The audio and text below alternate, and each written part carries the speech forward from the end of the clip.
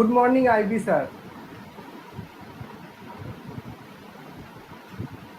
Good morning, Gigi sir.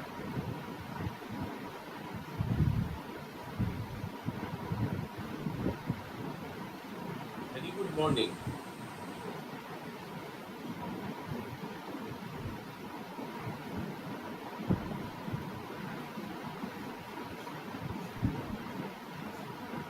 Good morning.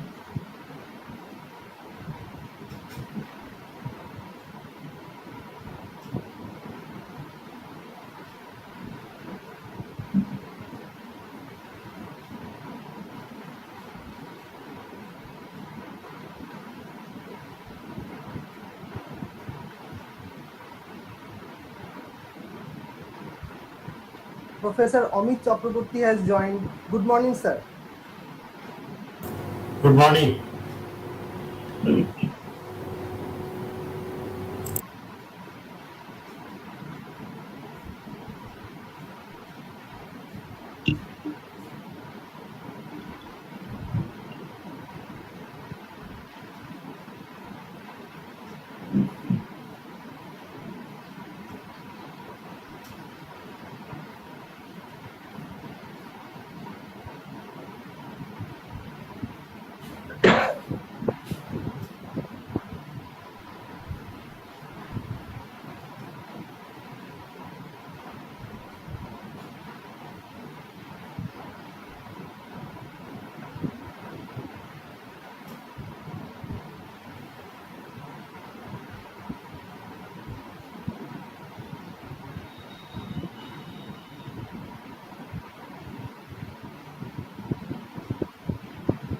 Good morning.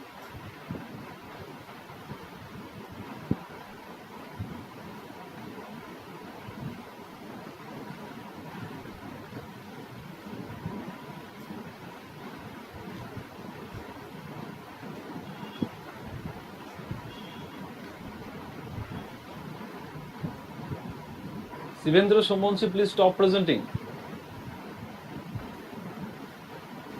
Please stop presenting. Sivendra Somonsi, please stop presenting.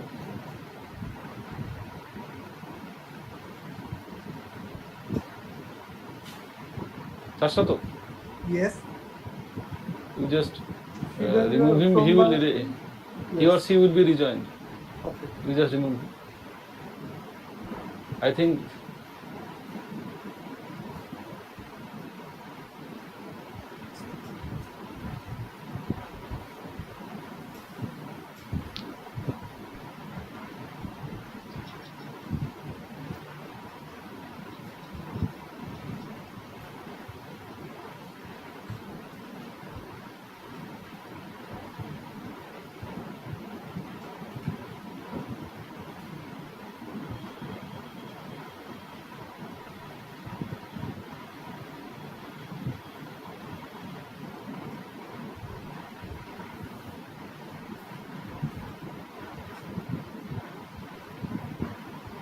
Sashato. Yes, I removed him. Let me check once again. One moment.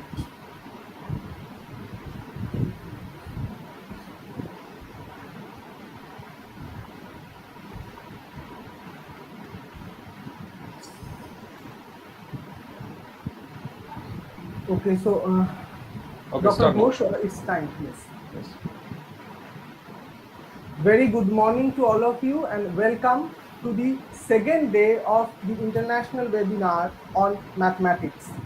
Now, before we move on to the lecture session, I would request our senior most faculty member of our college, Dr. Gopal Krishna Ganguly, to please share a few words with us in this platform.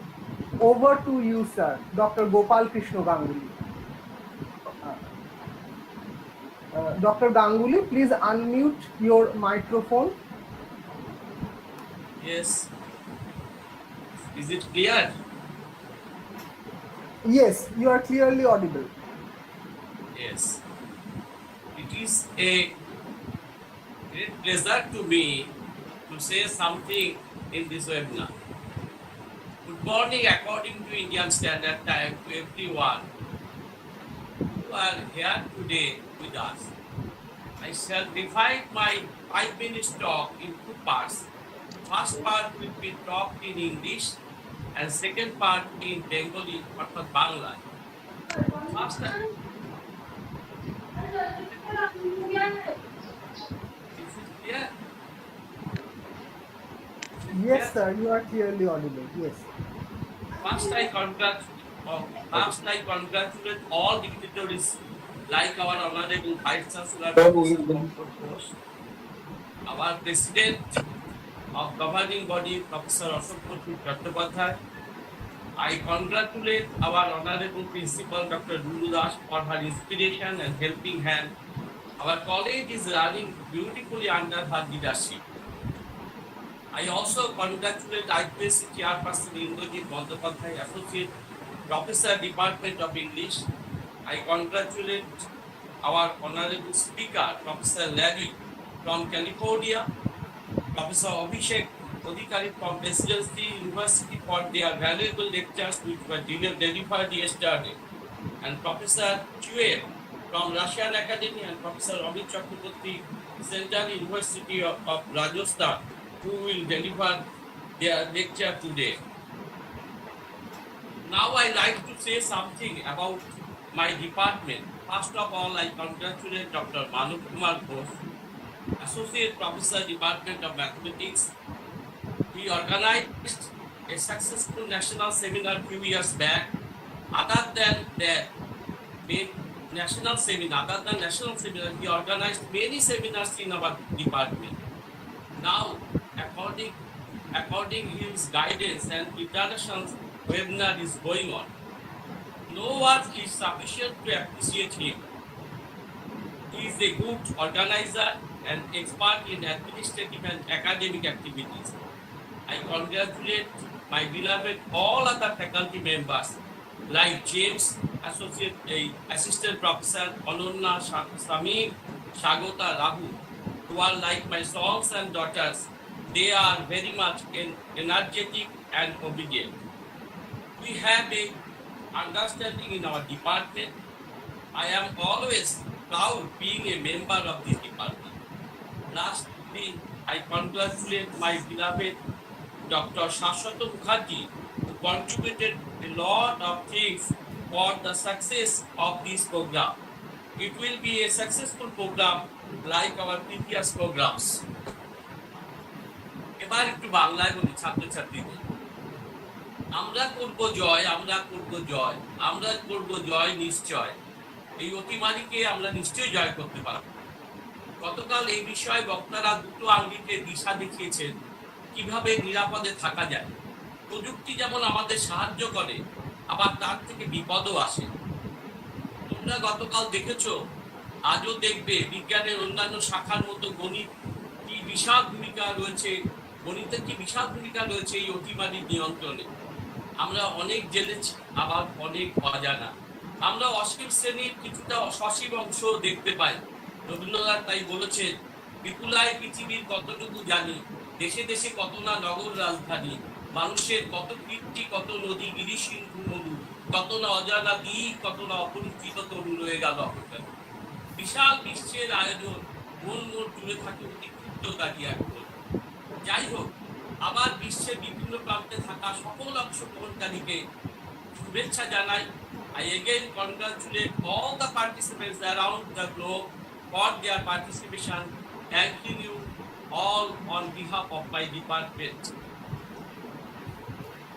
Thank you, Dr. Ganguly, for sharing your views not only on the webinar but also for reflections on life, on sharing your reflections on life with us, and we are fortunate to have you grace this occasion.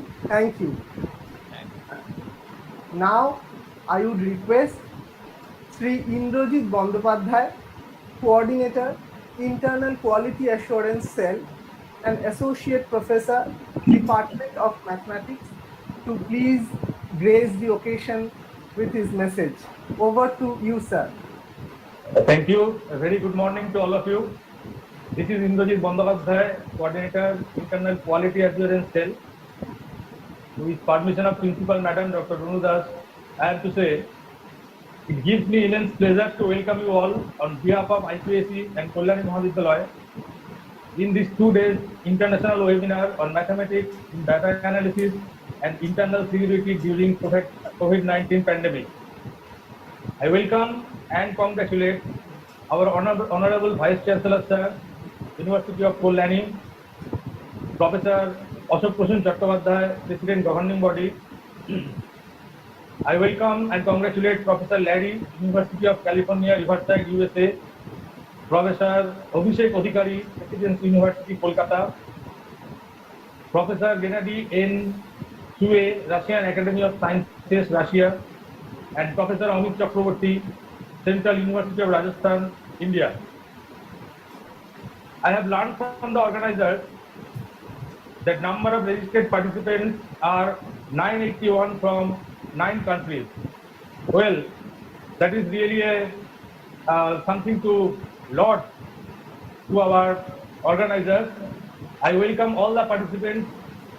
Please accept our cordial welcome. You are all our guests, and we cherish your key presence on this key platform. Well, personally, I always prefer to stay away from mathematics. Shashwato mentioned me as associate professor in mathematics. Actually, I am associate professor in English. So I prefer to stay away from mathematics. I belong to the humanities community.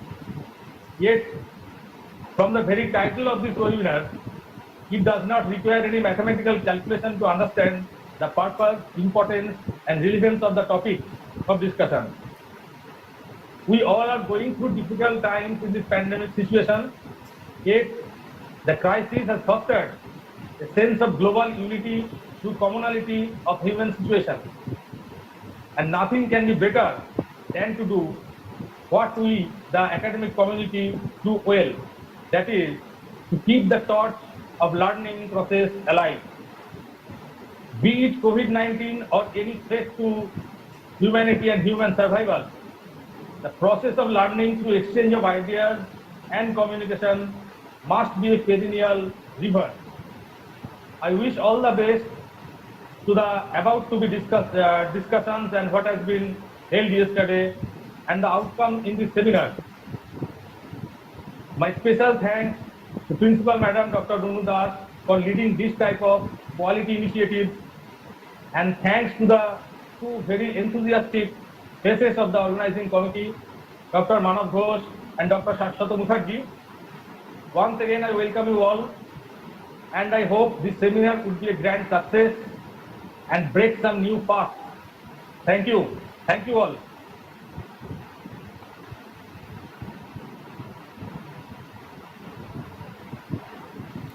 Thank you, Indrajit Bandyopadhyay sir, for your words, and I really apologize for the mistake, but I understand that you have always shown sporting spirit, and you have always been very positive, and thank you for your message, and now we shall move forward.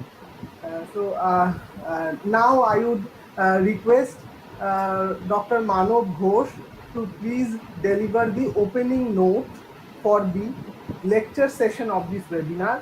But before that, I'd like to say that we have our President Sir, Professor Ashok Prashun Chakraborty, also with us on this platform, and we thank him for joining today with us.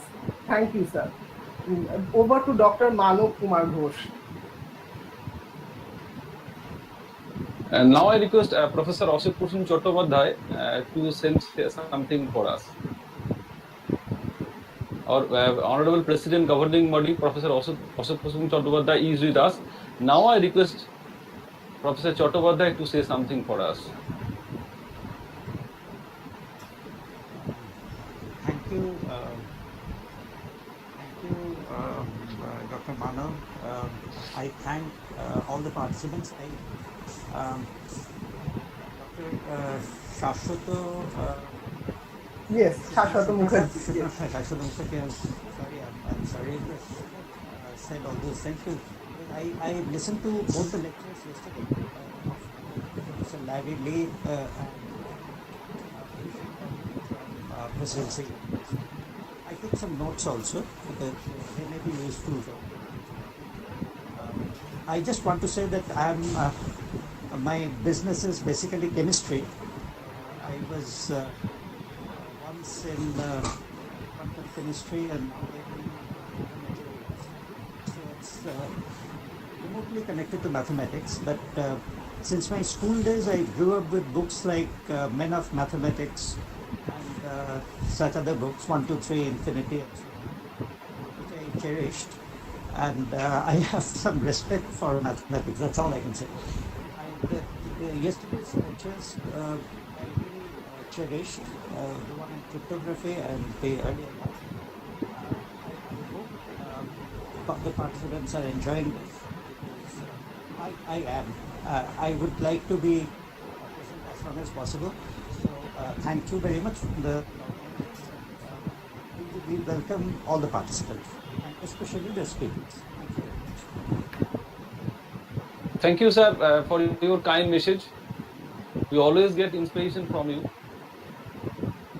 Okay. Now we are going to start lecture session for day 2. In day 1, Professor Larry had enlightened us on the process of predicting spatial disease risk and its applications in coping with pandemic, with special reference to the ongoing COVID-19 situation. He has already shared his presentation with us. Participants are requested to download the file from the link that is posted in both Google Meet and YouTube chat box. The second speaker, Professor Odhikari, elaborated on internet security with a glimpse of visual cryptography through his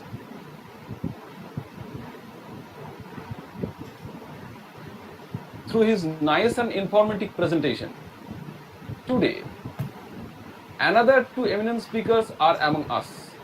Professor Gennady N. Chuev from Russian Academy of Sciences, Moscow, Russia, and Professor Amit Chakraborty from Central University of Rajasthan, India. I hope participants will enjoy their lectures today also. Now I request Dr. Shashwat Mukherjee to introduce Professor Gennady formally. Thank you. Over to Dr. Shashwat Mukherjee. Thank you, Dr. Ghosh. It is a great honor for me to introduce Professor Gennady to the audience. Professor Gennady is a scientist and team leader at the Institute of Theoretical and Experimental Biology, Russian Academy of Sciences, Moscow, Russia.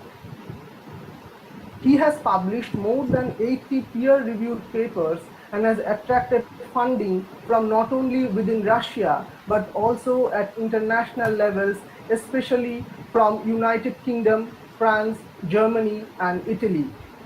His awards such as Senior Marie Curie Fellowship conferred by the European Union in 2009, Leverhulme Professorship from United Kingdom in 2006 confirm his independence, research strength, and international reputation. During the last 5 years, he has developed a multi-scale computational tool for calculations of solvated nano-sized solutes. It combines advantages of density functional methods with a power of multi-scale algorithm. Though his field of study might sound apparently unrelated to viruses, one would be amazed to hear that he is currently applying his tools to study the COVID-19 pandemic as well. And we are all really eager to listen and learn from his vast experience. So with this short introduction, I would request Professor Gennady to please deliver his talk on density functional methods for modeling stability and functionality of viruses. Over to you, Professor Gennady. Thanks a lot for possibility to make this lecture. As I said, I am professor from Institute of Theoretical and Experimental Biophysics, Russia, And my main field of specialization is calculation environmental effect, mainly salvation on biomolecules. And my lecture is devoted to the application density functional method to virus research. I start my presentation.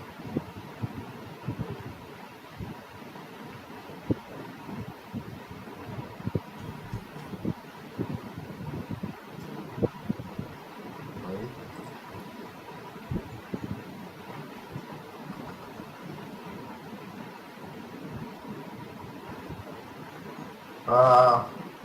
Do you see my presentation? Yes, we can see.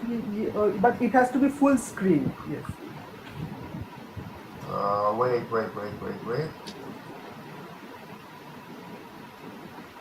Yes, now it's perfect on my end.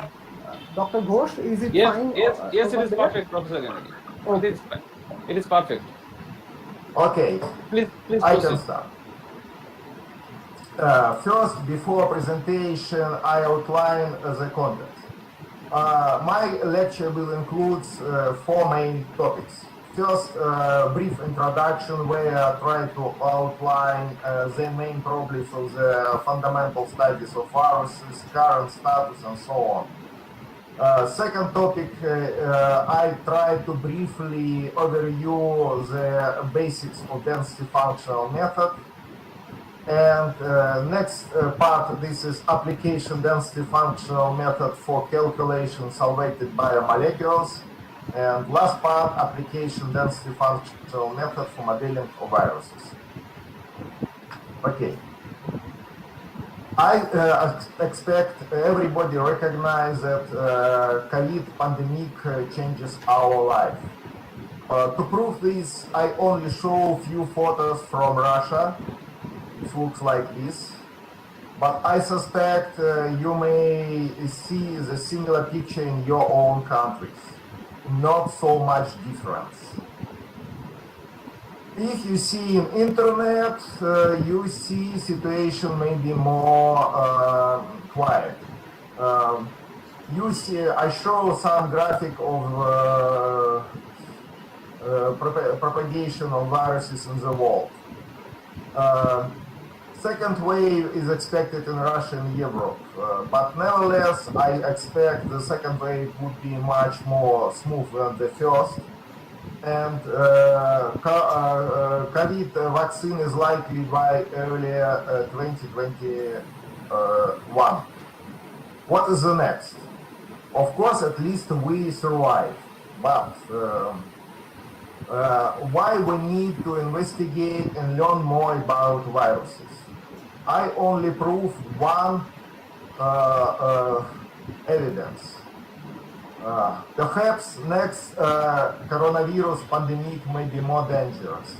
I show some reference from Bill Gates, who said 7 years ago that world in the future may be facing a global crisis, the consequences of which will be much more worse than of coronavirus pandemic. It's very surprising what such sentence has been created 7 years ago. You see, to prevent this crisis, we need to investigate viruses. In general, fundamental study of coronaviruses are required. However, they are rather limited. Why? First problem, the experimental studies are very dangerous. I suppose everybody may recognize this. The second problem, the virus to be so big to be computed in all atomic level, which typical expectation level for calculation and simulation in molecular biology. And the next problem, and maybe most important, the virus acts as a molecular machine. Its effect as an end object. What does mean? For example, let's try to understand how our watch works. You may very carefully investigate the construction of small portion of this watch, but nevertheless, it may be not enough to recognize and to construct functionality of watches. As example, I show in the right panel some structural viruses.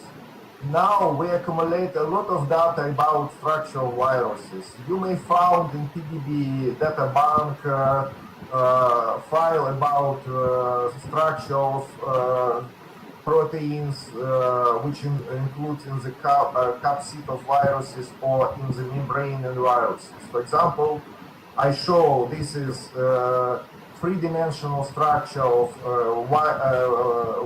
virus. If you see more carefully, you may find some protein which forms pentamers in this structure, and you may find in data bank information about these proteins. But it's maybe not enough if you know all these details to predict and to compute virus functionality, because virus affect as a whole. What does mean? For example, concerning coronavirus, you need to calculate interaction of viruses with receptor. To calculate this or to estimate this effect, you need to evaluate spike functionality of spike protein. But functionality of spike protein depends strongly on the states of lipid membrane in which this spike exists. And state of lipid membrane strongly depends on the solvent which surround this virus. Well, that is why it's so difficult to investigate viruses. If I consider a fundamental study, now there are two main methods to investigate viruses. The first method, this is bioinformatics, and second method is molecular simulation. I suspect Professor Chakraborty said much more about bioinformatics method, and now picture look like this. 99% all investigation viruses are based on bioinformatics or simulation. And application density functional method looks like this. It looks like life of mammals during dinosaur era. But we know situation may be changed. Next, my topics. Some brief overview density functional theory. There are two main domains of application density functional theory. One is the quantum, and advantages and of density functional theory are well documented in quantum. Number of publications grows exponentially. There is a Nobel Prize medal for development density functional method for quantum calculation, but we know much more less for application density functional theory for classical objects. In some sense, it looks like tabula rasa. What is DFT?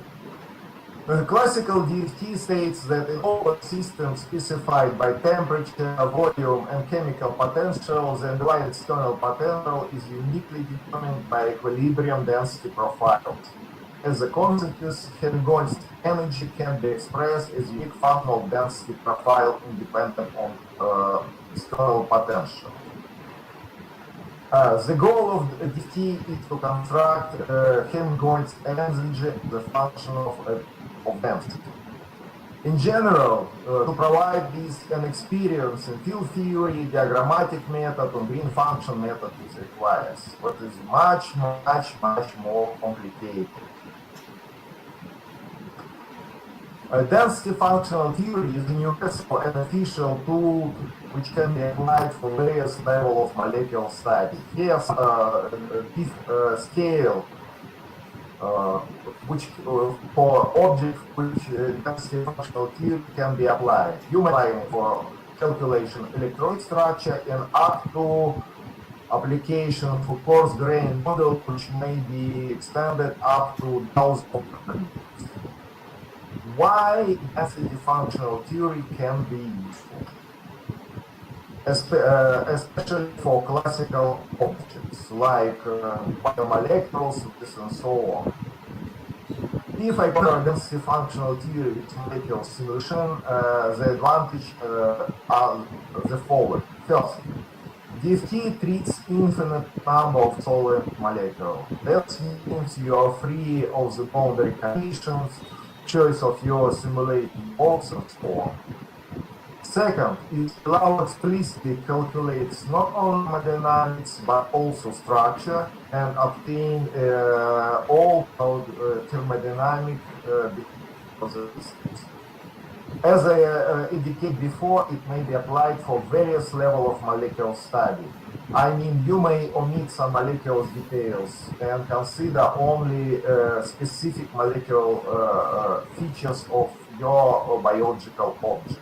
And perhaps the most important, density functional methods are non-expensive. Typically, they are at least 3 order expensive than molecular dynamics or Monte Carlo simulation. A key variable of DFT, this is distribution function. You mean let's consider some simple liquids, and you need to evaluate probability to find some particles from distance from from your chosen particle. And the simplest distribution function is radial distribution function, which determines this probability. I show example of behavior of this distribution function for different substances. If you know qualitatively and quantitatively this distribution function, you may calculate all about your system. For gas, it looks like this, and it corresponds like a structure which is depicted in the right panel. For liquids, it has oscillation, which indicates solvation, formation of solvation level, and for solid, it looks like a set of sharp peaks which correspond formation crystal or amorphous state. If you try to read or an understood paper which devoted DFT, you very often found like this paper. For non-specialists, it looks as unknown language. Very, very complicated to understand what does mean. But nevertheless, I try to explain the main concept of DFT for you during 5 minutes. And for this purpose, I use some idea provided by Boltzmann and Fritz Zernicke. I expect everybody know that in your room gas distributed following to Boltzmann distribution. That's mean more heavy gas more close to the ground, more light gas more extended. That means probability to find gas in your find area in your room following Boltzmann distribution. The density of distribution following this exponential distribution depends on the temperature and potential which acts on the gas. If we consider ideal gas in the vicinity of spherical solute, which indicate by pink, and if solute acts as Lennard-Jones potential, you find the similar distribution, which looks like figure in the right. In the vicinity of solute, the probability to find gas is 0 because solute occupies some volume. At large distance from solute, density tends to some constant value, which is average density of the gas. And in the close to the solute, we have some increase due to attraction. It's very easy. Does not require any calculation. What happens if we consider not gas by liquids? Very, very simple changes. We need to add only potential which is used by solvent. And main idea DFT is approximate this potential as a function of the density. What happens in this case? We obtain one equation for the density, which we should calculate self-consistently, find density profiles, and calculate all properties of the systems. Of course, there are possible different approximations. How do it? I do not provide all details. There is very simple idea which is named hypernetted chain approximation. In this case, you assume that your potential is proportional to the change in the density which caused by your solute. And you need to find only effective potential, which induced by solvent. And typically this potential is related to the structure factor.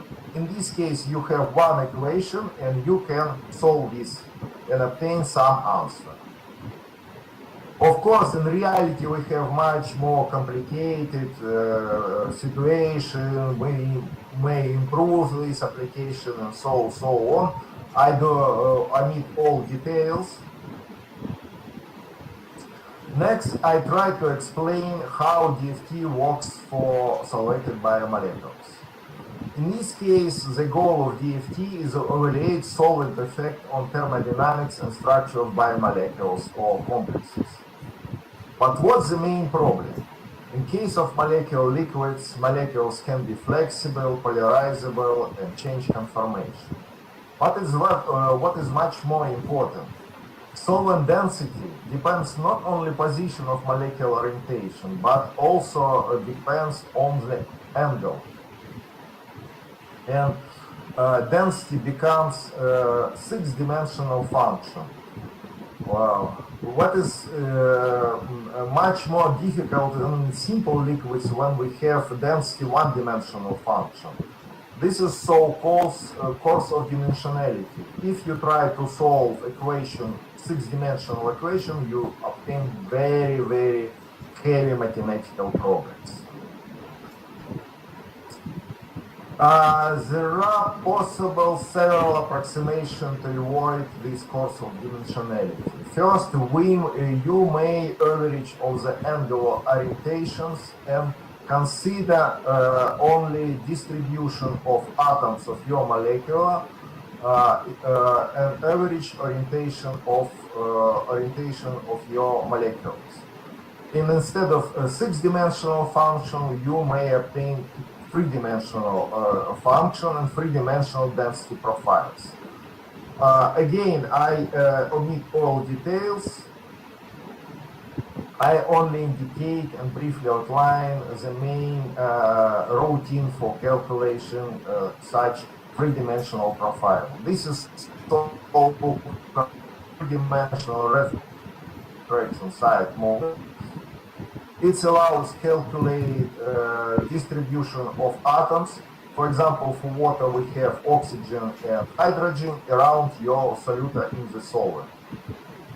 It looks absolutely similar like for simple liquids. We have equation for density and equation for the potential. The difference with simple liquids only in simple liquids we have one equation. Here we have a set equations. For example, for water we have two equations for oxygen and hydrogen. If you have more complex solvent, we have more equations.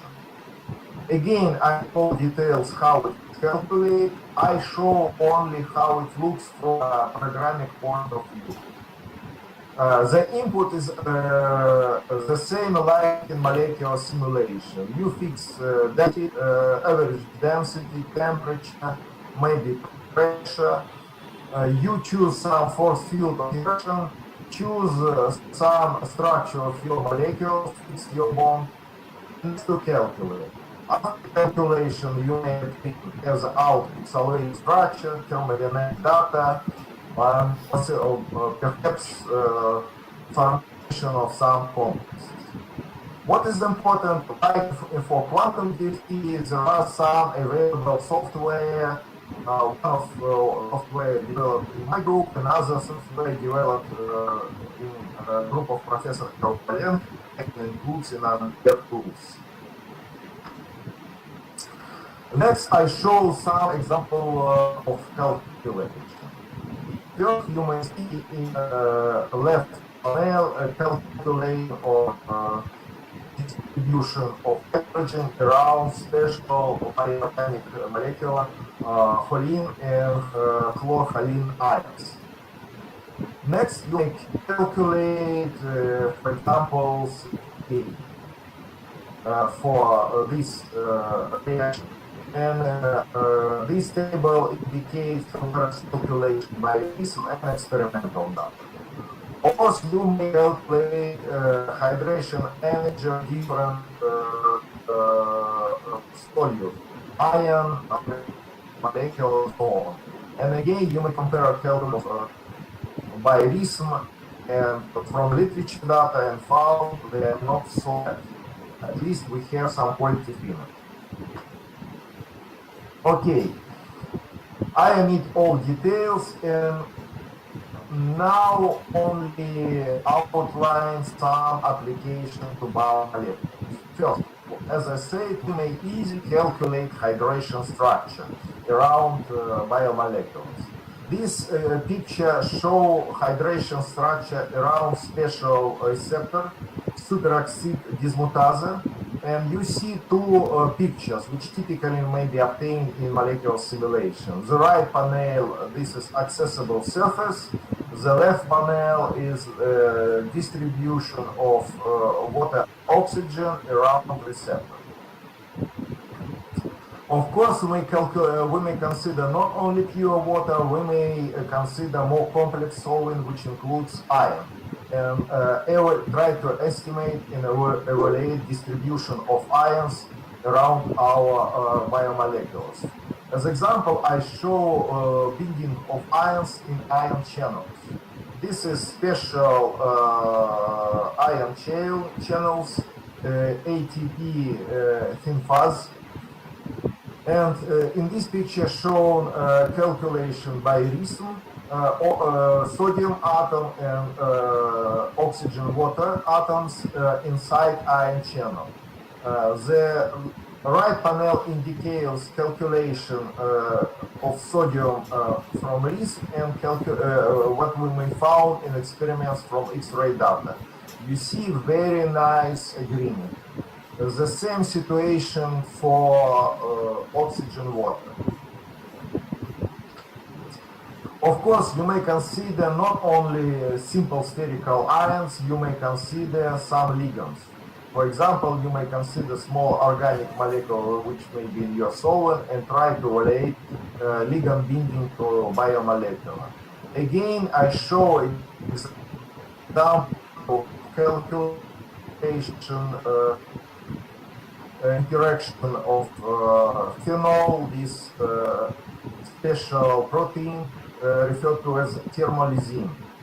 Initially in rhythm we calculate three-dimensional distribution of atom of phenol, which is for different color oxygen, hydrogen and carbon, and next reconstruct a real position of phenol. We may evaluate not only salvation of protein or DNA, we may also evaluate interaction protein, this interface. For example, I show example absorption of cytochrome C on gold template. The main problem is gold template is highly polarizable, it strongly interacts with proteins and change charge distribution. Here show charge distribution calculated by three-dimensional rhythm over cytochrome. Next example, we may use RISMA for molecular recognition. Try to estimate and evaluate location and probable places for binding different organic molecules. Here shown, for example, map for calculation ethanol distribution inside and around odorant protein. Different color indicates intensity for different group. If we may calculate salvation of biomolecules, we may evaluate influence changes in conformation or mutation on the hydration structure. For example, I demonstrate influence mutation, point mutation, or hydration structure of amyloid. The left panel indicates pentamer amyloid, and green and blue indicates distribution of oxygen and hydrogen around this pentamer. And right panel indicates changes which cause special Dutch mutation on this pentamer. We may easily check what happens and what the results of the mutation changes conformation. Does the mutation promote hydration or not? Is it sometimes it may be much more important for evaluation, interaction, and calculation, growth of aggregation this pentamer. We may evaluate not only interaction with small organic molecules, we may evaluate interaction between different biomolecules. For example, I show interaction between protein and RNA. Using RISMA, we may evaluate interface, calculate does water promote or promote this interaction or not. Here shown interaction between RNA and special protein. Of course, we may use this method, for example, for evaluation interaction between viruses and protein. I show in picture this sketch which obtained from molecular simulation. This is interaction of spike protein, this human receptor. It is possible using X-ray data, NIMA analysis to reveal interface region, which looks like interaction between receptor ribbon and loops of in so-called RBD domain of spike, and I specially indicate this interface zone by yellow. In my group, we use this data from about structure of receptor and RBD domain of spike protein, and calculate distribution of water in this interface region. You see distribution of water. If you know distribution of water, you may evaluate does water promote in this direction or vice versa.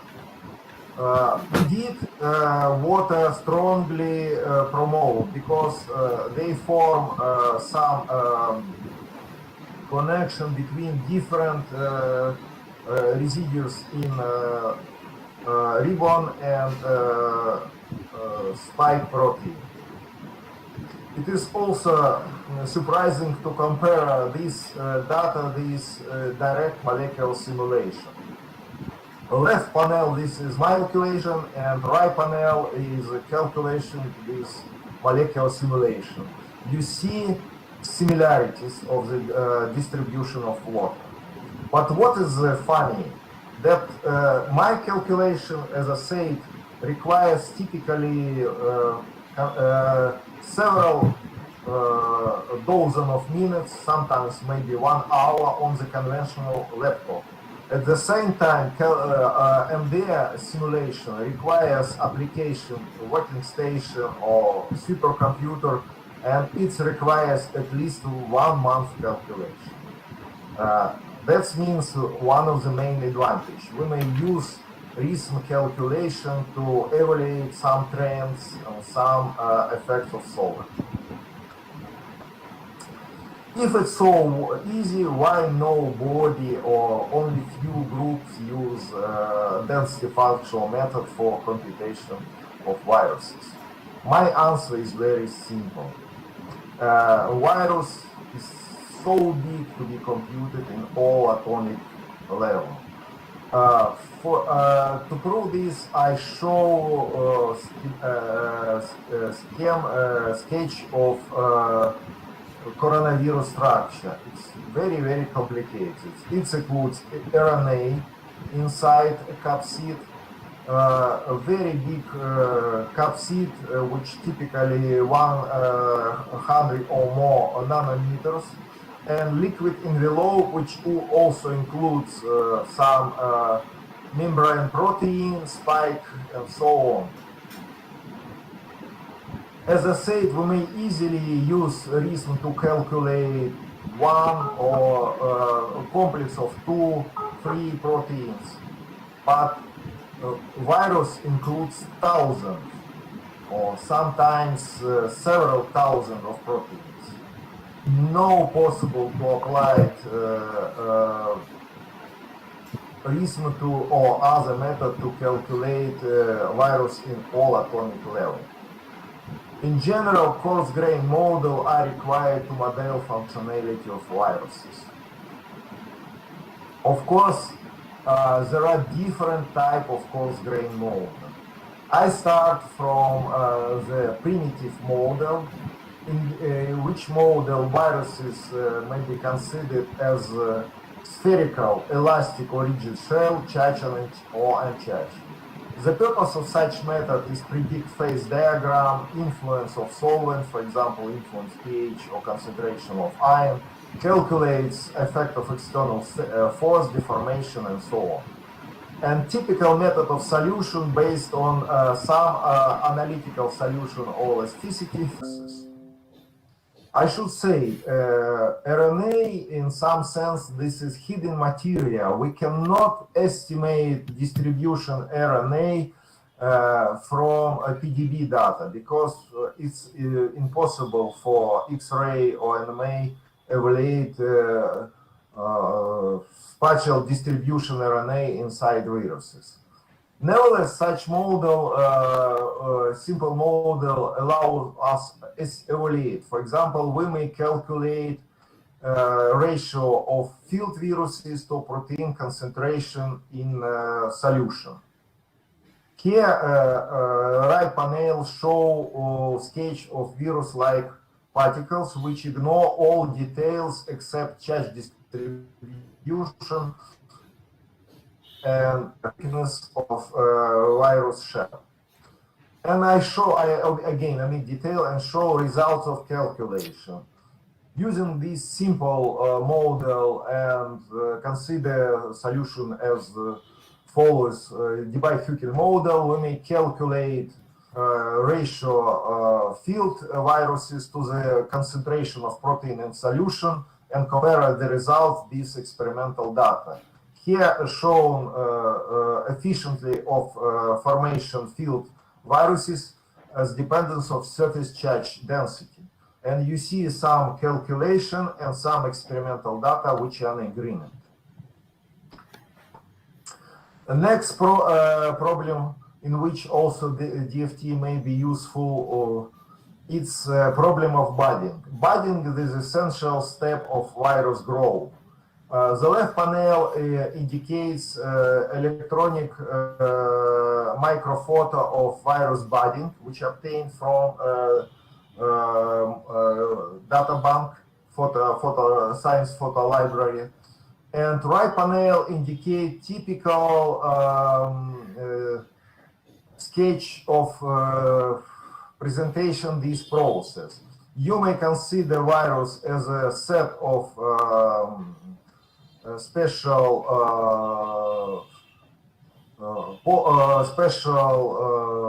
objects which form some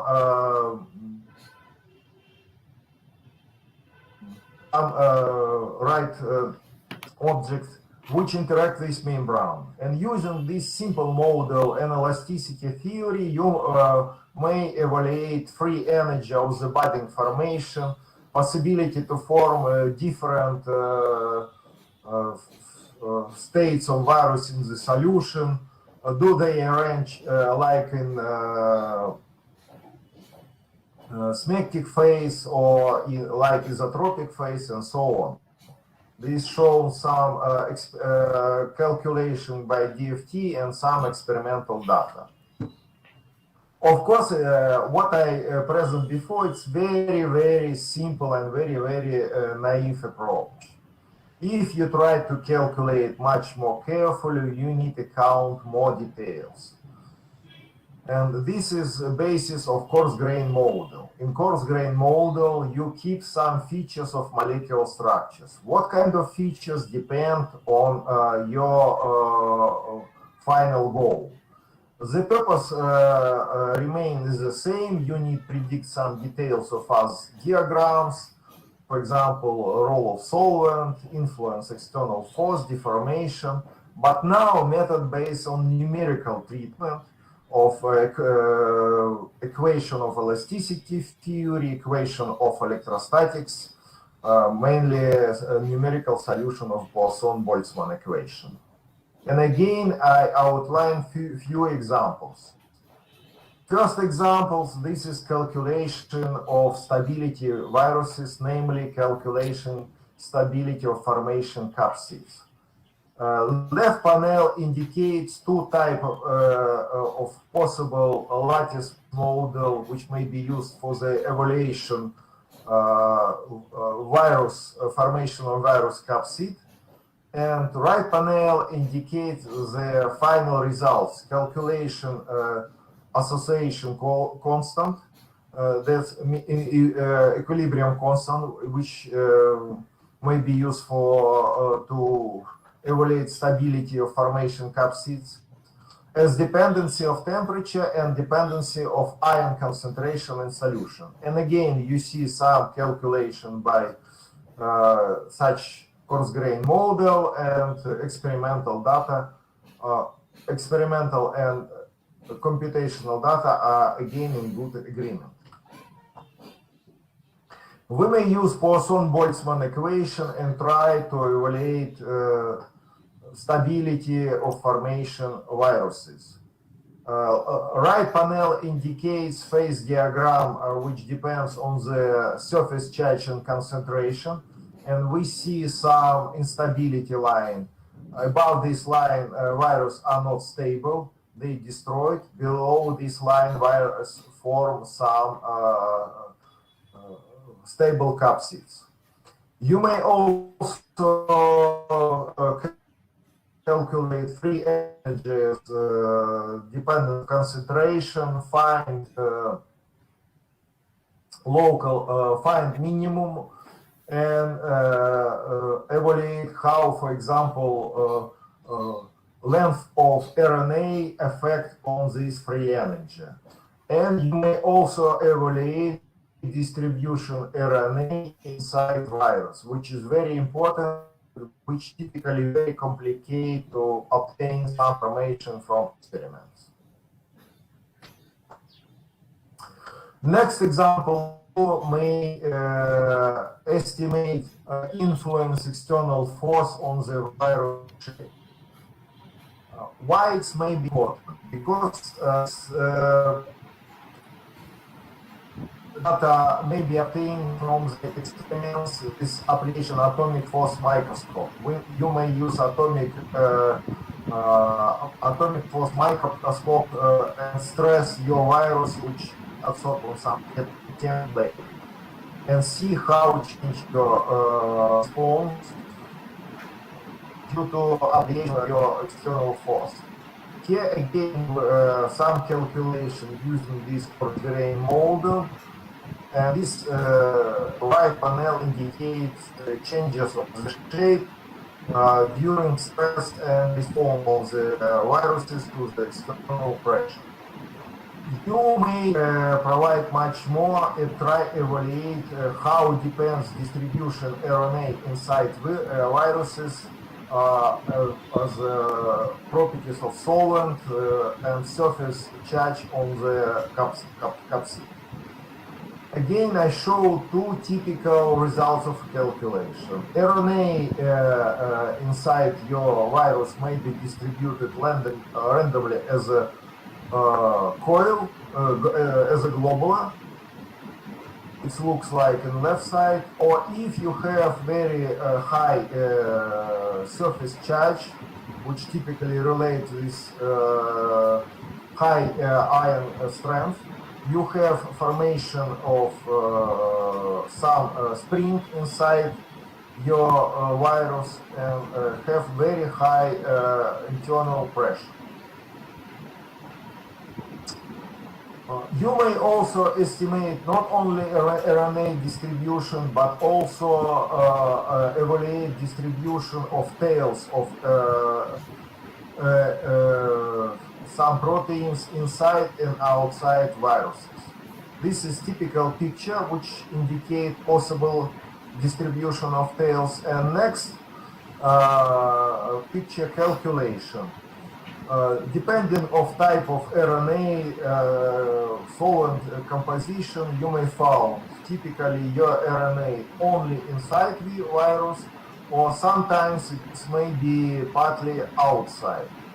And you may calculate concentration of tail outside the virus and compare this some experimental data. Okay, I'm nearly to finish. I only outline some basic indicate and show some example application DFT to estimation solvation effect to biomolecules, and briefly overview some ideas application DFT to viruses. I can summarize. First, DFT is an effective tool to treat salvation of biomolecules. It's possible to evaluate structure, thermodynamic model to viruses, demonstrate a power method to predict trends. Evaluation possible to estimate influence pH, temperature, composition of the virus stability and functionality. In general, method can be extended to coronavirus case too, but this may be our perspective. Finally, I should provide acknowledgements to a member of my team, Dr. Sergei Pushchino, Professor Marina Fedotova, and also to all my collaborators, which distributed in the world in USA, UK, Russia, and perhaps to my cat, Marta. I suppose using computation, we may provide some bridge between experiment and theory. And finally, thanks for your attention.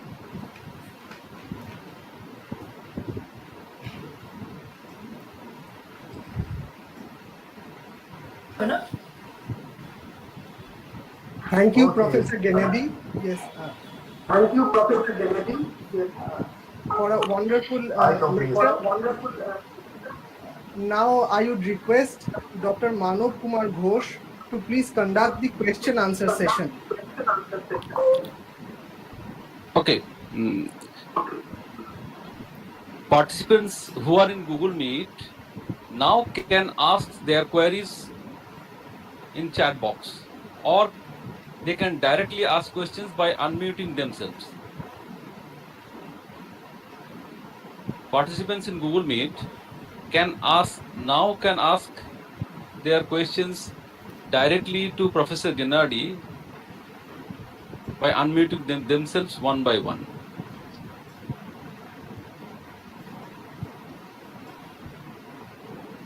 Okay, I am checking YouTube also.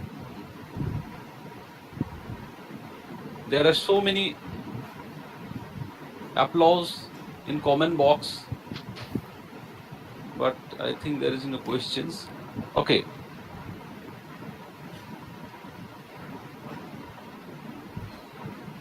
So if there are no questions, so I am. Manavda, I have a question. Just posted Okay. it in Google Meet, so probably I'd ask it directly to Professor Okay. Gennady. Okay. You can ask. Okay. So yes. Yes. You directly ask Okay. to Professor Gennady. Okay. So, sir, my question is that can we say that a polymorphism in a spike gene of the virus, which changes the interfacial water arrangement, might alter its infectivity? I can respond. Yes, it's very easily. You may use some data from your change structure and try to relate difference in distribution water. I did not produce this for at current stage, but in future, maybe future we may both to calculate this. But in general, it's very easy. You use your data about your change in conformation. For example, I did not show. I calculate difference in solvation structure for spike protein in the spike in protein acceptor complex and individual spike, and I can see difference in the solvation spike and distribution water in spike and spike receptor complex. Okay, thank you very much for addressing my query. I have just one more question, just out of curiosity. I'd like to ask that is there any application of these techniques in generation of vaccine? Because Russia has recently circulated the Sputnik 5 vaccine. So, so if you can comment on that. Yes. First, I only indicate, but I am not so much. It's not a research question. In some sense, this is my point of view. I am very pessimistic about application of vaccine because maybe you have experience application vaccines against influenza. It's very, very insufficient because changes and mutation in viruses produces much more faster than development of vaccine. Of course, I expect Russia may be first who produce vaccine, but it would be vaccine for special type of viruses and not more. We need at least 2 years, to develop, to manufacture, and to deliver a vaccine. During 2 years, virus changes. Next, coronavirus may be much more dangerous, and this vaccine is maybe not so ineffective. That is why I'm more optimistic to develop fundamental studies. Of course, vaccine is important. It's solved local current problem, but it does not solve fundamental problem. That's my answer. So thank you, Professor Gennady, for his wonderful presentation in the context of current scenario. I hope his presentation will help the participants to understand many terminologies, especially spike proteins related to COVID-19 pandemic, and to cope the disease and how to get rid of from this situation. So thank you once again. Reading. Yes. Professor Gennady, Santosh Patro asked whether COVID-19 was originated from Wuhan of China or prior to that previously from anywhere. I can say it only my hypothesis. It's nobody knows exact answer. My hypothesis, it's of course it's only my opinion. I suspect it's originally from China. I do not believe in some artificial production of viruses, but maybe it's some occasion, but it's maybe related to some occasion in this research. This is my opinion. I have no exact answer and have no, of course, I suppose nobody have a direct proof. But my opinion, it first originated from China, and second, it may be related with some experiments with coronaviruses. May be related. Okay, one more question from Arum Bojumdar. Dead virus or inactive virus, which is better to use as vaccines?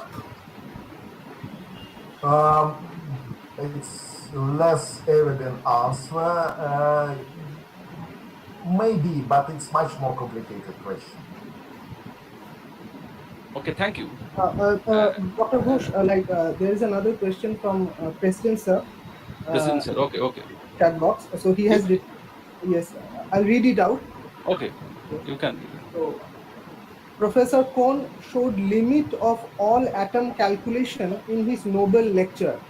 The number is of the order of 10. What is the limit of DFT calculations in ISM model? Okay, it depends what kind of level of your object you consider. If you consider quantum object, typically now DFT is well documented for electronic structure calculation. Typical size which you may consider is hundreds of atoms. But if you have special hardware, supercomputer, so on, special solver, you may consider several thousand of atoms if you consider electronic structure. But what I described, this is classical DFT. In classical DFT, we have no problem with number atom. We have a problem with level of resolution. You mean what kind of minimum size you may consider. Typically, in my laptop, it depends of your memory on your device.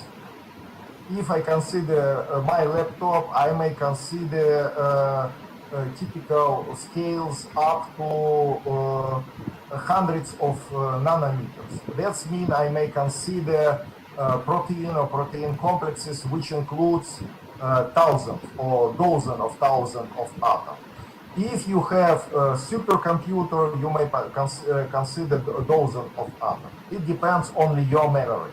Now we have, maybe you know, from point of hardware, you have very progress in memory. Before was thousands of atoms, but in special case, I may consider thousands of atoms, not more. Thank you very much, Professor, for your excellent presentation as well as an excellent interactive session. Thank you once again. Okay, thanks. Now I request Dr. Saswato Mukherjee to introduce Professor Amit Chakraborty, our next speaker. Yes. I request all the participants to off their video and pin our speaker's screen for uninterrupted view of the lecture. Thank you. Professor Dr. Saswato Mukherjee. Yes. I feel privileged to introduce Professor Amit Chakraborty to the audience. Professor Chakraborty is currently a faculty at the Department of Mathematics, School of Mathematics, Statistics and Computational Sciences at the Central University of Rajasthan, located near the historically famous and now heritage city of Ajmer, Rajasthan, India. Starting his research career at the celebrated Indian Space Research Organization, Ahmedabad, Dr. Chakraborty worked in various capacities in several institutes of eminence under the aegis of Government of India and Government of West Bengal. He carried out his postdoctoral research at the Center for Conservation Biology and Department of Botany and Plant Sciences, University of California, Riverside, USA.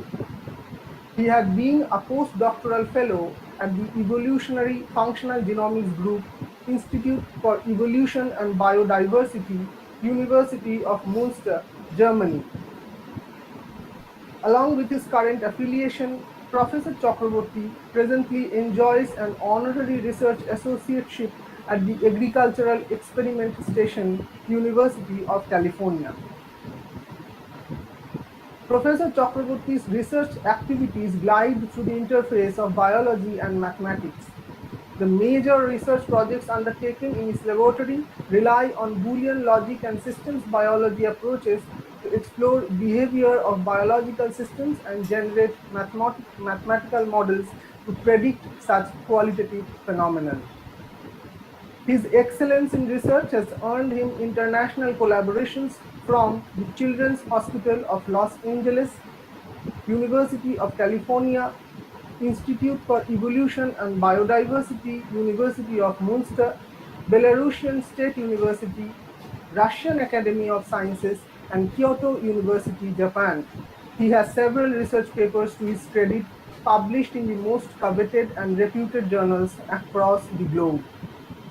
A life member of the New York Academy of Sciences, Professor Chakraborty is a reviewer of several journals of international repute like PLOS Neglected Tropical Diseases, PLOS 1, Nature Scientific Reports, Ecological Complexity, Ecological Modeling, International Journal of Biodiversity and Conservation, to name a few.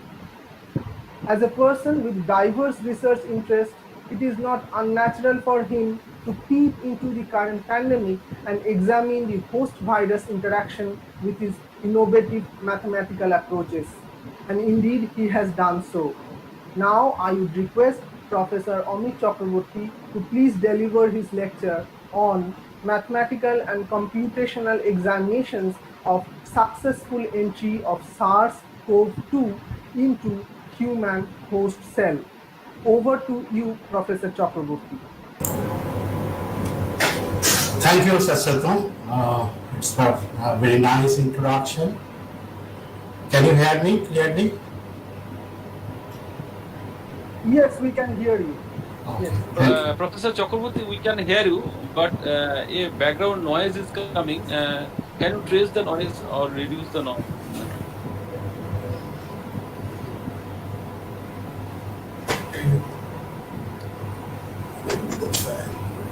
Okay, now is okay, fine? Okay, it is better. Okay. It is better. But probably it is coming from your fan. So you can continue. Okay. Please continue. Okay, thank you. So, first of all, good morning to all of you. And thank you to the organizer for taking so much of efforts to make this event happen. And also thank all other members, including Dr. Manu Ghosh and Sasato, for taking that painful tasks to make this event happen. So also, this is my opportunity here, and particularly for providing me such a digital platform where I can share some of my recent research activity related to the COVID-19. As you know that there are little scope now going out and share that research result in the conference or seminar, but this digital platform allow me to talk something and get feedback and several critical point of view from the audience. So thank you to the organizer for giving such opportunity. So now I also thank to my previous speaker, Professor Chuev, and also he is my recent collaborator. And he actually provided that sound theoretical foundation from which I can start talking about that COVID-19 disease and particularly about the virus. So as he mentioned already at the very beginning, that there are two different computational approach through which we can cope with that virus. So I'm going to share my presentation now. So just a minute.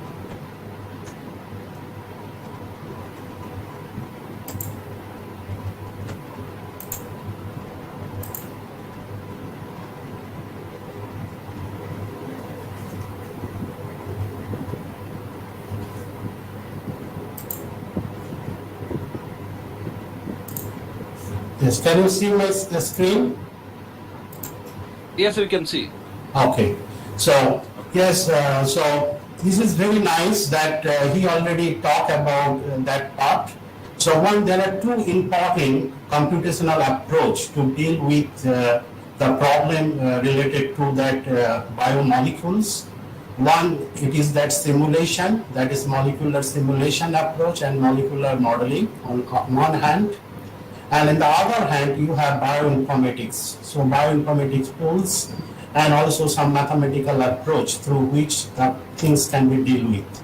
So mainly I am doing the second part, that is the bioinformatics and the modeling part, through which we are trying to address the problem related to the virus that is causing that COVID-19 disease.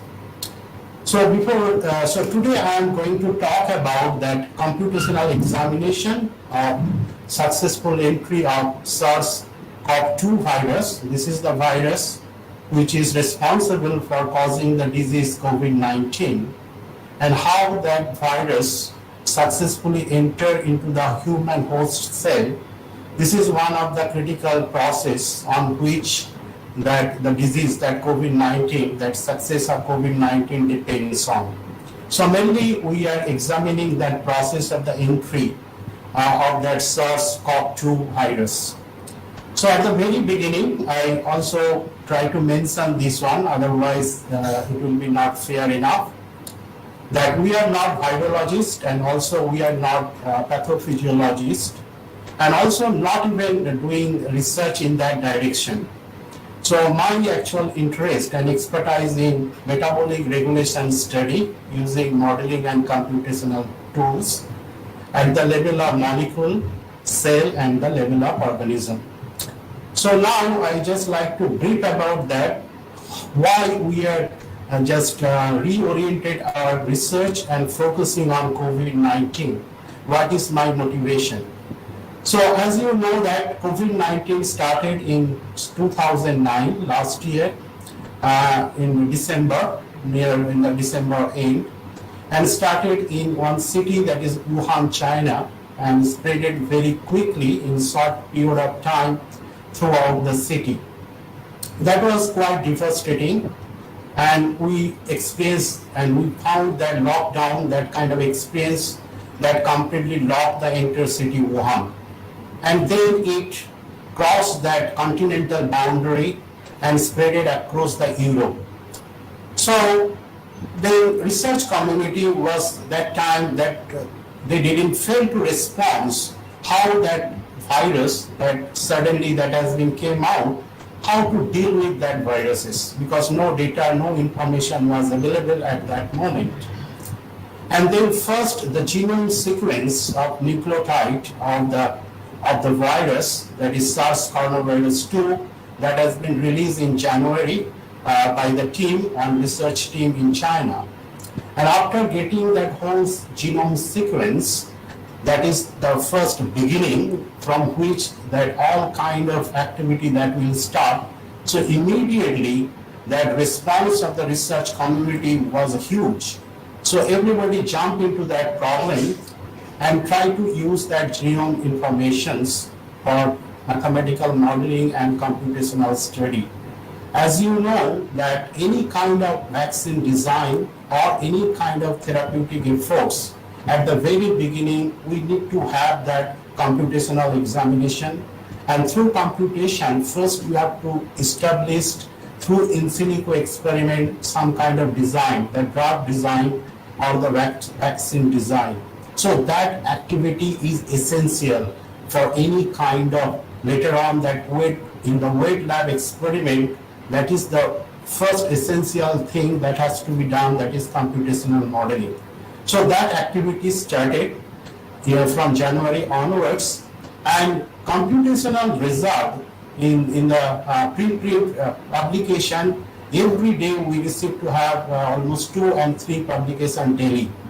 So, and we find that many researchers across the globe, they reoriented their research and focusing on that problem.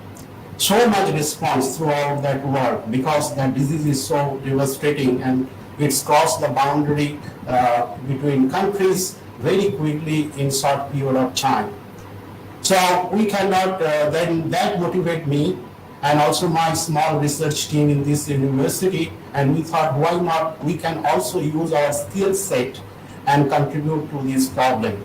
So we started our journey from the March onwards, and still the analysis is going on, and analysis is not complete. There are several results because the data is not, we are not getting the data at that point of time during March in the fine resolution scale. So the analysis that I have carried out, that is very rough analysis, and we are getting that kind of gross idea, not completed yet. But at this point of time, present time, we have many more data, and that too also very high resolution. So I have a much more scope. But today, what I'm going to do, I like to present some analysis, and beside that, some of the results. And I don't have that much confidence to tell that that result of the hypothesis that we have been made based on our observation, that is correct one, because there are not many room to improve that hypothesis and to improve that results. So with that, actually, I'm going to talk, I'm going to present my slides. So now you see this is the ongoing status of COVID-19 pandemic. Okay, so that is the World Health Organization report, and every day they are reporting the status of COVID-19 pandemic. So total number of confirmed cases now till I think 1st September 2020 is near about 25 million, more than that. And the death that has been occurred almost around 1 million. So you can see the so much the situation of the COVID-19. And this is the picture you can see. This is the emergency response of a country, and different country, those have been badly affected by this COVID-19 pandemic. They almost all the country, they have to set up their temporary treatment center. So this is a temporary field hospital that has been set up in Hong Kong. Similar temporary field hospital you can observe in other countries like USA, they also established, and also China. So actually I'm showing this picture because it reminds us our experience, in the previous experience in the past.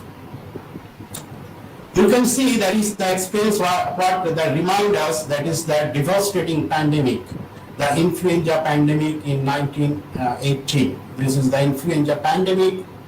And you know, at the very beginning that we thought that that could be the influenza virus. So, and later on we realized that this is not the influenza, but this is caused by some coronaviruses.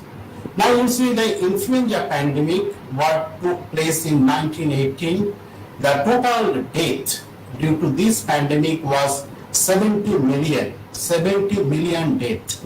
And that's the number which exceeds the total number of deaths that caused by the World War I as well as World War II. So you can see that the danger of this pandemic, the danger is more than the World War. So we need to be pre-prepared. A lot of precaution has to be taken to deal with this pandemic situation. As usually we are taking the precaution for the World War and also defining and spending a lot of money for the national security. So similarly, we have to be prepared for this pandemic situation. Now you can see that the response in 1918, lot of the temporary tent that was established in 1918, and these are treating this influenza infected the patient. So it reminds us this 1918 situation, and you can see that present situation that almost like similar kind of response that we are experiencing. Now you see that coronavirus, that is not completely new to the human, okay? So there are many more common human coronaviruses are there, and almost all human during their lifetime, at least one time they experience the infection of the coronaviruses. For example, 229E, NL63, OC43, HKU1, these are the common coronavirus, and they are responsible for common cold. So they have some kind of mild symptom will be observed, and they cause the common colds. Because these things are not very serious enough, that's why the research dealing with that coronavirus that was not being done in very, very deep way, the way that has to be done. Okay, that has been overlooked, that coronavirus research. Now, after that, in the recent time, we observed some kind of epidemic of the coronaviruses, but these are the coronaviruses. Actually, these coronavirus infect the animals, not the human. So, animals are the reservoir of this coronavirus. For example, that SARS coronavirus, there was epidemic in 2003, and that also in China. But it has not been out of that China, that was restricted inside the city of the China, but its severity also was mild. And the reservoir of this SARS coronavirus is some kind of bat species. And then it jumped from the bat to the human, and then it started spreading from human to human. So we observed an epidemic in 2003 of SARS coronavirus. But that the effect was not that much enough. So till we have been not thought that it can be becoming a pandemic. Later on, in 2012, we observed that Middle East Respiratory Syndrome, this is also a coronavirus. The reservoir of MERS is the camel, and then it jumped from the camel to the human and become epidemic. Severity of MERS is much, much higher than the SARS coronavirus. And also, but it was restricted in the Middle East, so it not become so much of problem. But now this is COVID-19, and what we have been seeing that the virus which is responsible for COVID-19, SARS coronavirus 2, it has 96% of nucleotide sequence similarity with the bat species. That means the origin of SARS coronavirus 2 is some bat. Later on, we realized because interaction between bat and the human is very limited, so it is a very less chance that virus can jump from the bat to the human, and it can infect the human such an extent.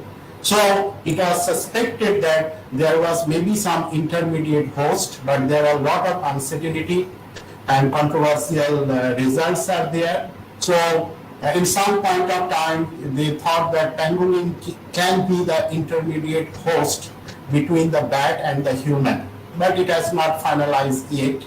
But the origin, the bat species is confirmed. So SARS coronavirus 2 now that becoming a issue.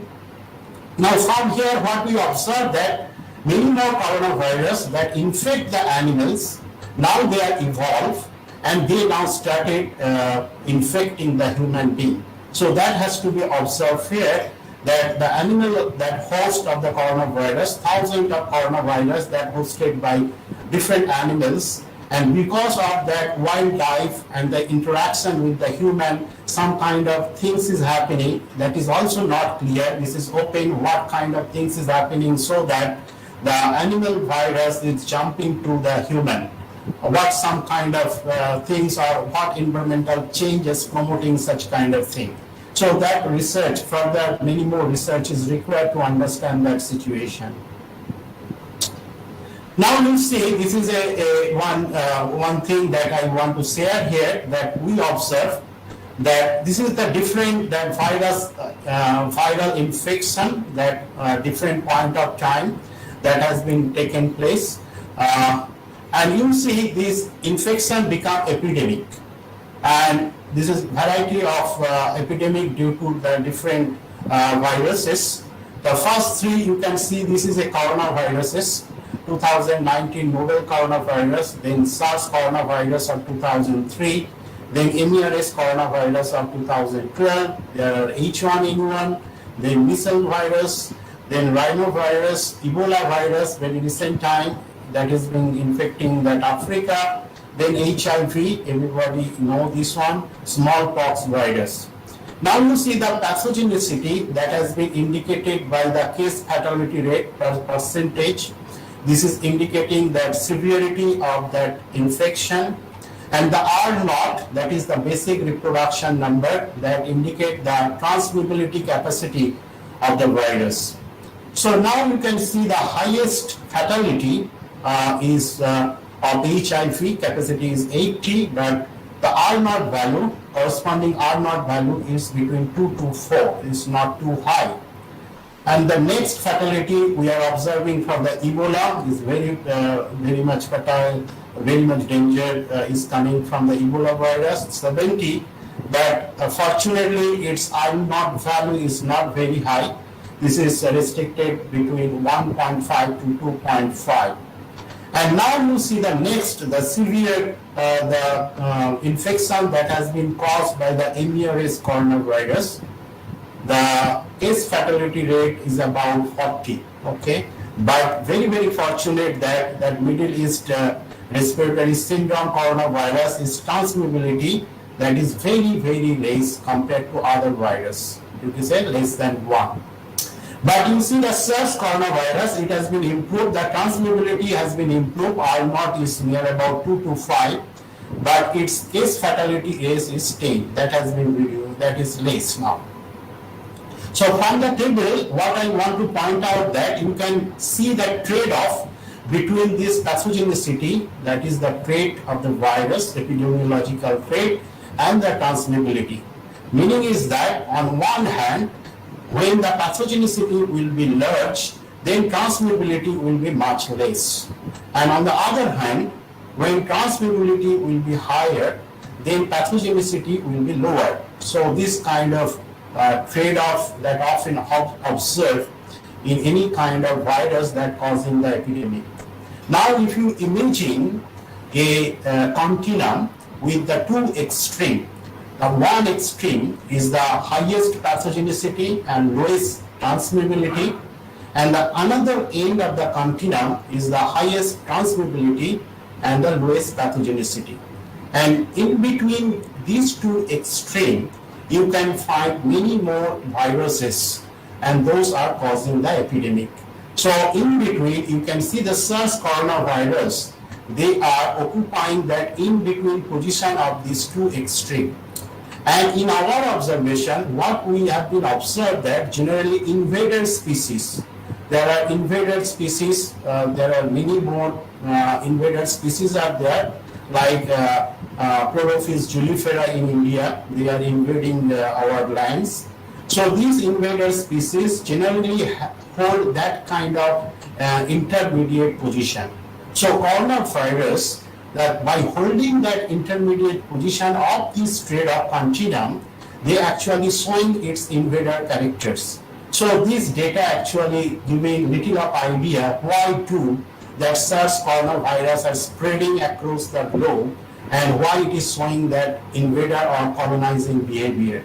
So that is here. Now you see that the model of SARS coronavirus 2 variant, this is now very popular model, and you used to have everywhere. That has been, this picture is there. So you see this is an envelope of this coronavirus. This is an envelope virus. It has an envelope, and outside of the envelope there are many different proteins are there. So this pink color, this is a spike glycoprotein. This is very important protein, this pink color protein. I will come back to this protein again. And beside that, in the outside of the envelope, there are many more other proteins are there. One is M protein, or other is hemagglutinin esterase dimer. This is another proteins are there. And inside the envelope, there are RNA and other end proteins are there. So now, actually, we are looking into that spike protein. We are interested the structure and also the function of this spike protein. The reason is that the spike protein, this helps the virus to recognize the receptor of the human cell, and then this spike protein helps the virus to enter into the cell. So it is a very, very nice target for vaccine as well as all kind of drugs, so that if we can inactivate the spike protein, then we can prevent the entry of this virus. That's why that spike protein, that research on spike protein of this coronavirus is very attractive. So now I'm going to show you that how the spike protein helping actual coronavirus to enter into the human host cell. So I just want to share a video from which that will be very clear the role of this spike protein. Can you see the video? Yes, yes. Okay. You see that this is a spike protein and this is attached with the viral membrane. Okay. Now this is the receptor of the human host cell and it attached with the spike protein, and then that is being seeded out, one part of the spike protein, then it is then connecting that membrane of the virus and the human host cell. And after that you can see the fusion of this membrane of the virus and the membrane of the human host cell. And that fusion, you can see after fusion the virus going inside. So this has been done, this research by some other research team. So I stop here. Come back to this one.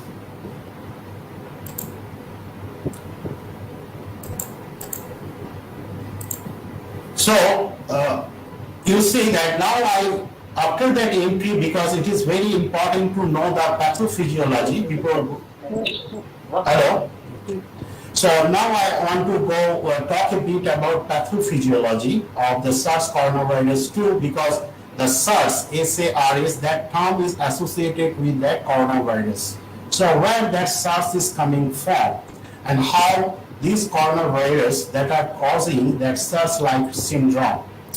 So this is actually the reason is that it is connected, the infection of the coronavirus is being connected with the RAS system. RAS means angiotensinogen and the renin system, renin angiotensin. This is kind of hormonal system. So this system, RAS, is responsible for maintaining the blood pressure as well as the stability of our circulatory system. So it's very, very important system for many different functions. So now you see this, the protein angiotensinogen released by the liver, and then there is a kidney that release another enzyme renin, which accepting this angiotensinogen as a substrate and then converting it to the angiotensinogen 1. Now is becoming very important step here, because there are two other competing enzymes are there. One is angiotensinogen converting enzyme 1. Another one is angiotensinogen converting enzyme 2. So they are compete for this substrate angiotensinogen 1. Now ACE1, this enzyme, they actually convert that angiotensinogen 1 into angiotensinogen 2. This is molar of that angiotensin 1. And these ACE1, that expression are very, very common in the lungs. ACE2 also highly expressed in the lungs, and ACE2, they actually cleavage that angiotensin 1 into smaller peptide, and it convert to ANG1 to 9. Now this ANG1 to 9 and then angiotensin 2, their function is like that they counterbalance each other. What that angiotensin 2 does, if ANG1 to 9 that do that opposite thing. So they counterbalance each other function. Now angiotensin 2, they are responsible for maintaining that pulmonary vascular permeability. Now what's happened due to the infection of that coronavirus? Now see that coronavirus here, and these are the spike protein, This spike protein is responsible for recognizing this enzyme ACE2, which is highly expressed on the lung cell. Okay, and after binding with the ACE2, the availability of the ACE2 will be much less, so its expression will be down-regulated. Because of the down-regulated of the ACE2, the activity indirectly, ACE1 activity will be enhanced. So that increased activity of ACE1, that will also increase the availability of angiotensin 2, and because of that, in other pathway, that will increase the pulmonary vascular permeability, and that permeability, higher permeability, that cause that SARS, severe acquired respiratory syndrome. So this is the way actually that spike protein that causing that SARS. So spike protein in this case, in the pathophysiology also, the spike protein plays a very important role. Okay, so after this, you see the molecular modeling of the spike protein, and this is the recent model, and with the recent data, just publish this data. So you can see earlier I have shown you that the structure of the spike protein. You can see that there is a one part on the top. Okay, this is a spreaded part, and this is called the head of the spike protein. And this below part, I can show you in the cursor, this is the stand of the spike protein. And this stand is attached with the viral membrane, with the envelope that has been attached with that virus. Now this head part is very flexible, and it's so like hinge-like motion. Now you see that S1 subunit, that is called S1 subunit part, that head part. Another part is relatively rigid part, that is S2 subunit, that is the below part of this spike protein. So this is the total that spike protein. This is a trimer, homotrimer, and each of these monomer of the spike protein composed of two subunit, S1, that is the upper part, and S2 subunit, that is the lower part of the spike protein. Now inside that S1 subunit, there are two separate domains, and definitely there is interactions, and we find that there may have allosteric interaction between these two domains. One is MTD, that is N-terminal domain. This is one part in here, in this case here, somewhere here. This is the MTD part. And then RBD, receptor binding domain. This part is receptor binding domain.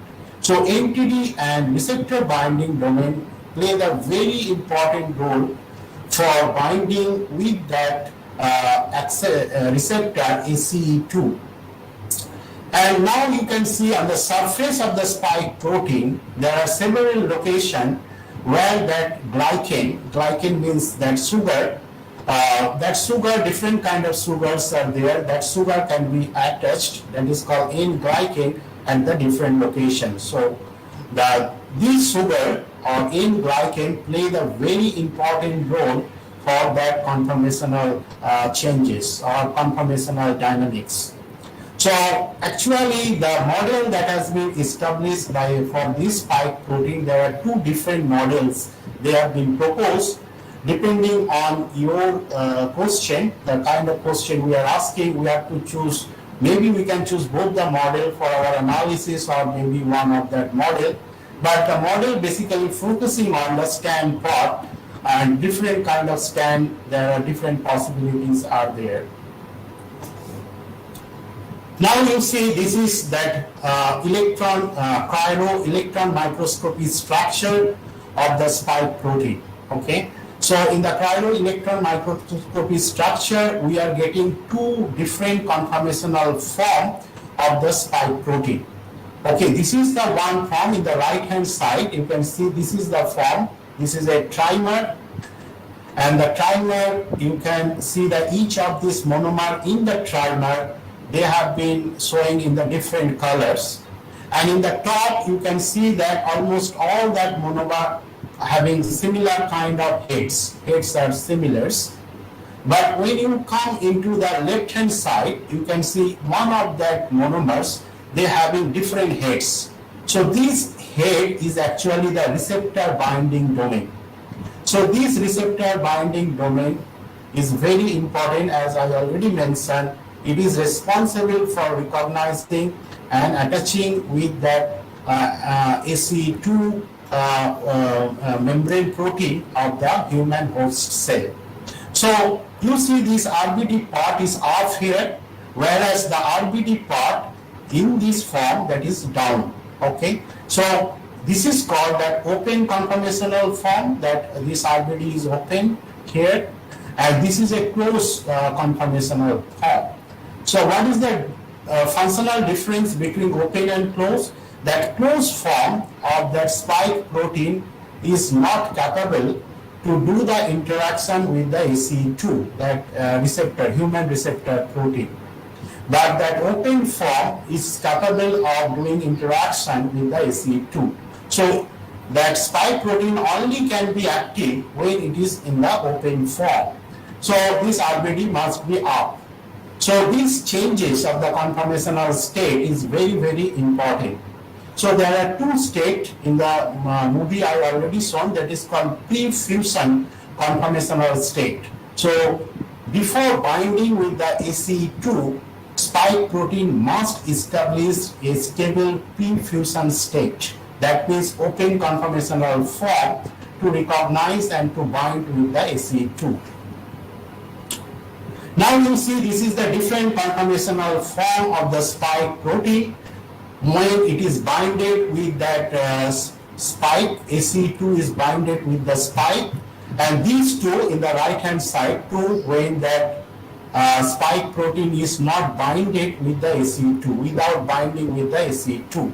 So you can see that angle, the binding angle with that RBD, they have different. So at least three stable conformational form that can be recognized when it binds with the ACE2.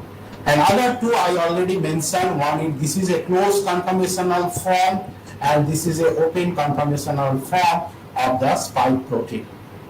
Now I want to share another video to show that how that open conformational form is established. Okay, so now you see this one. Now you can see that closed form is converting to the open conformational form, and this red circle is showing that is very, very important mutation that has been happening for the coronavirus 2.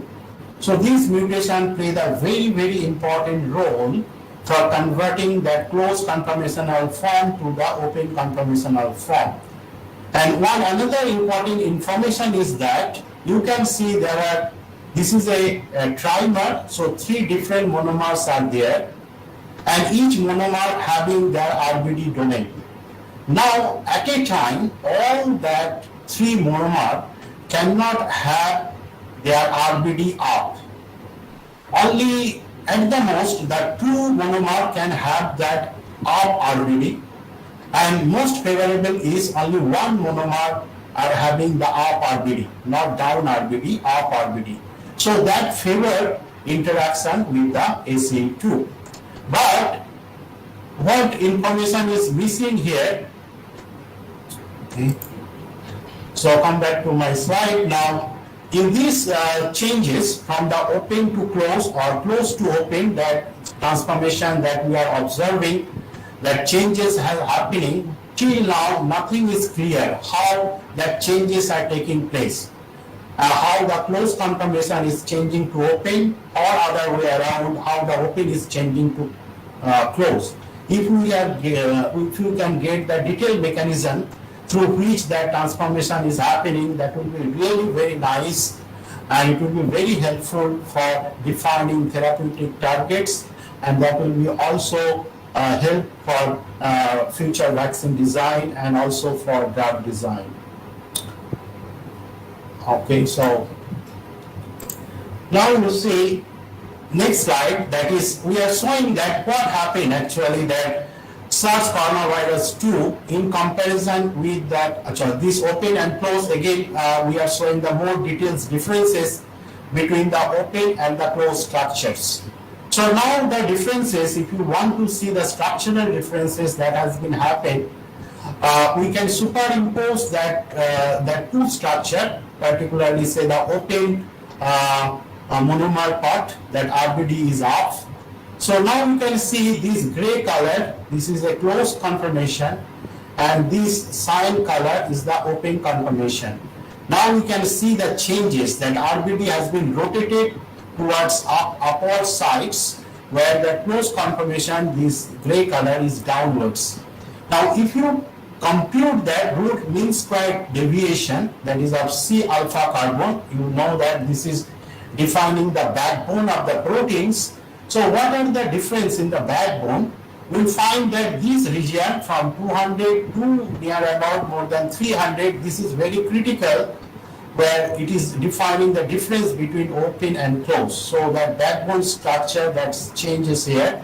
So particularly we observe these actually belonging to this domain, that is NTD, and also the RBD domain. So there the residue, that alpha carbon, they deviated a lot from close to the open structure. Now to understand much finer scale, you can see that we consider some of the residue. For example, LU441, this is a amino acid residue in the closed conformation. But when it is changed to that open conformation in the RBD, LU441, you can see that it travels the distance around 31 angstrom. Similarly, we see the other residue, that is glycine 413, and also the glycine 413 in the open conformation. When it is being moved from the close to the open form, it travels the distance around 30.8 angstrom. Now this is about that backbone carbon, C alpha atoms. But beside that, you know the side chain of the amino acid that played a very important role for defining that conformational state. But how that side chain of the amino acid that has been changing. So to understand that, you know, those are doing that protein bioinformatics, they're familiar with the Ramachandran plot. So if you do the Ramachandran plot, it will give you the idea, the conformational changes of the side chain of the amino acid. So now you can see this is that cyan color, this is open conformation, and this black color or gray color that is showing that closed conformation, and this red, that dot, that is indicating that those are the residue that changes, that conformational changes in the phi and psi angle. This is the dihedral angle that change a lot. So you can see many more red spot we can identify, and that spot indicate that conformational change, overall conformational change between the open and closed state. And you can see the density that in the background, that is actually allowable region of the Ramachandran plot, and it is also indicating that this structure is reliable, is not that much distorted. Now this is another case, this is very important comparison between the SARS coronavirus 1 and SARS coronavirus 2, because you see that we know that SARS coronavirus 2, there we are showing that some way that has been evolved, and there may have lot of difference with the SARS coronavirus 1, because you can see at the epidemiological level, the SARS coronavirus 1 is it was many way different from the SARS coronavirus 2 in epidemiological characters. So what is the actual difference of SARS coronavirus 2, particularly for the spike protein? And this difference will indicate that kind of things that has been evolved and giving some kind of facilitating that activity of SARS coronavirus 2. So now you see, if you overlap or superimpose that two spike of SARS coronavirus 1 and SARS coronavirus 2, so overall you will see that there is a good matching structurally, and also in the sequence there are a lot of similarity. Similarity is more than the dissimilarity. So this spike protein that has been overall matched, but when you do if you zoom in, then you can observe the differences in the RBD domain, because we are very much interested in the RBD. it playing the very important role. So RBD, you can see that complete superimpose that has been exact or identical matching that has not taken place, a lot of differences that has been observed.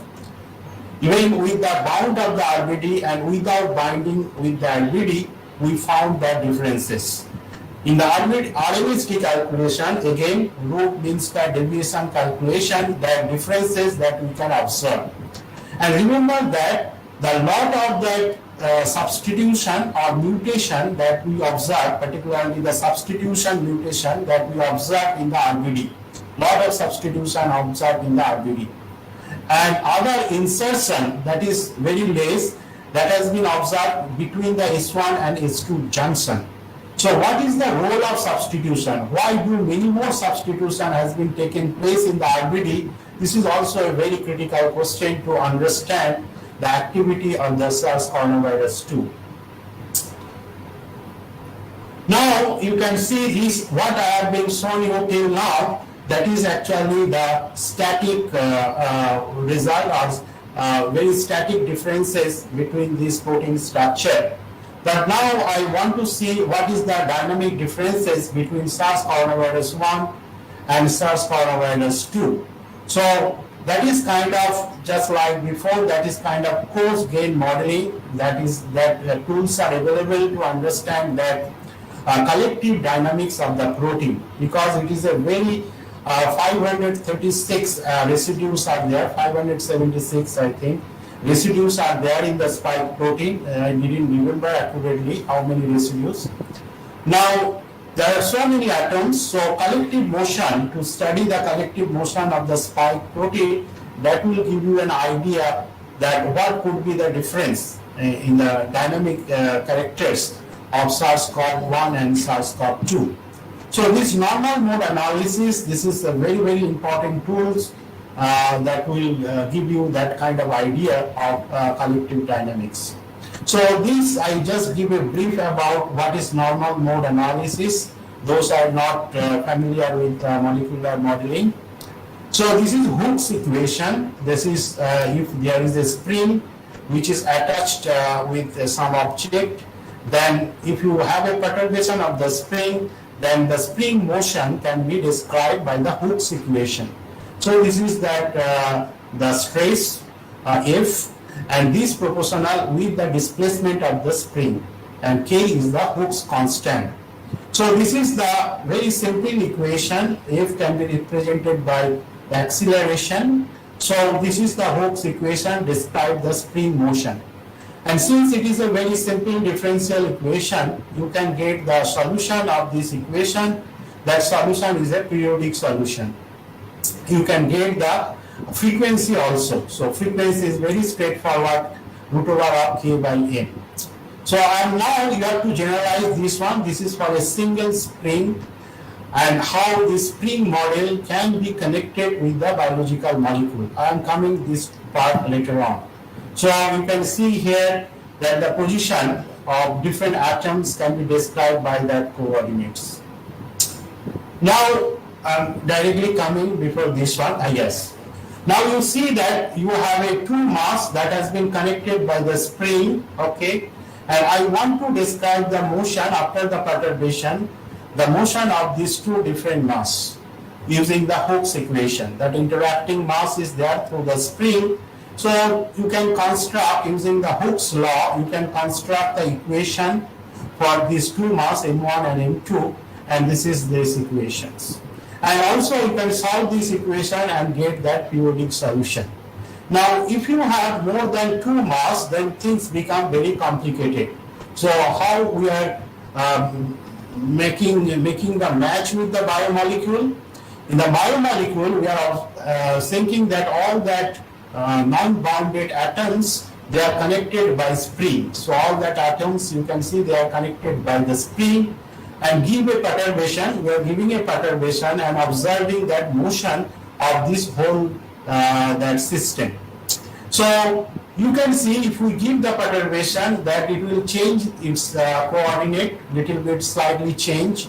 So this atom has been changed delta Ri, and another atom, but because of the perturbation, its coordinate also change, very small change, delta Rg. So what is the now difference between the distance? This is the previous distance, and after perturbation we are getting the distance of this much.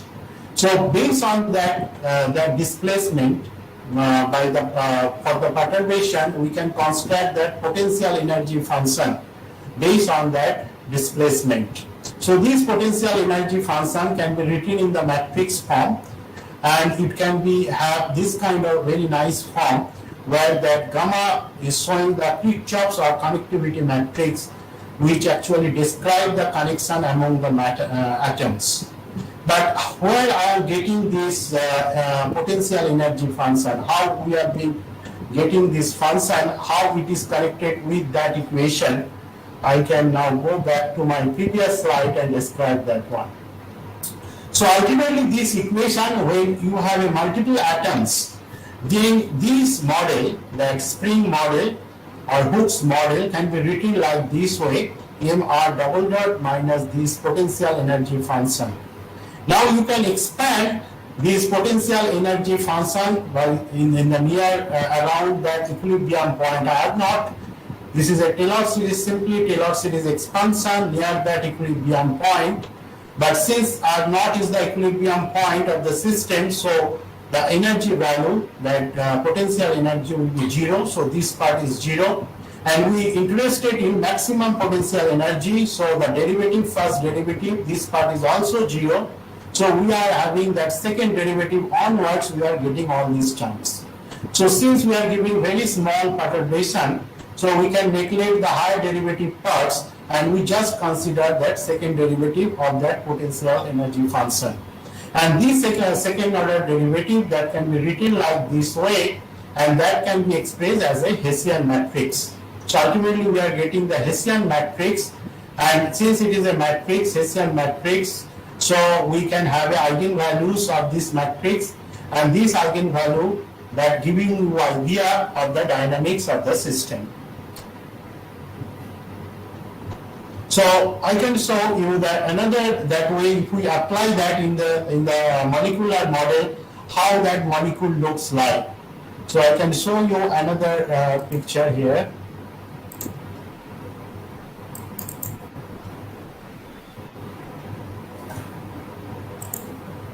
You can see that after application, you can see that high amplitude motion of the protein that can be observed. And different side, there is a different motion, but high amplitude motion that will be indicated here. So domain separation is also possible based on that normal mode analysis. Okay. So now coming back to this result. So after that, this is called elastic network model, ENM model.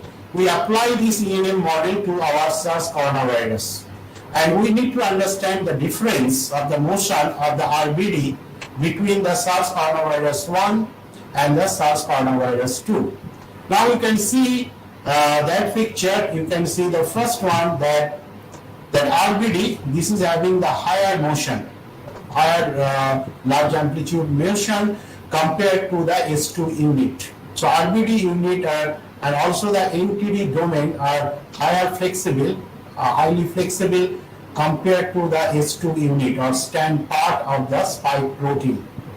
Now when this RBD is bound with the ACE2, these receptors, then flexibility pattern that change, you can see that then RBD becoming, that bound RBD becoming rather not more flexible but more rigid, little bit that it loses flexibility.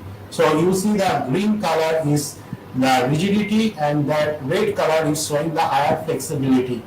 So it's become relatively less flexible when it's attached with the receptor protein ACE2. And also these changes we can observe in the conformation also in the Ramachandran plot.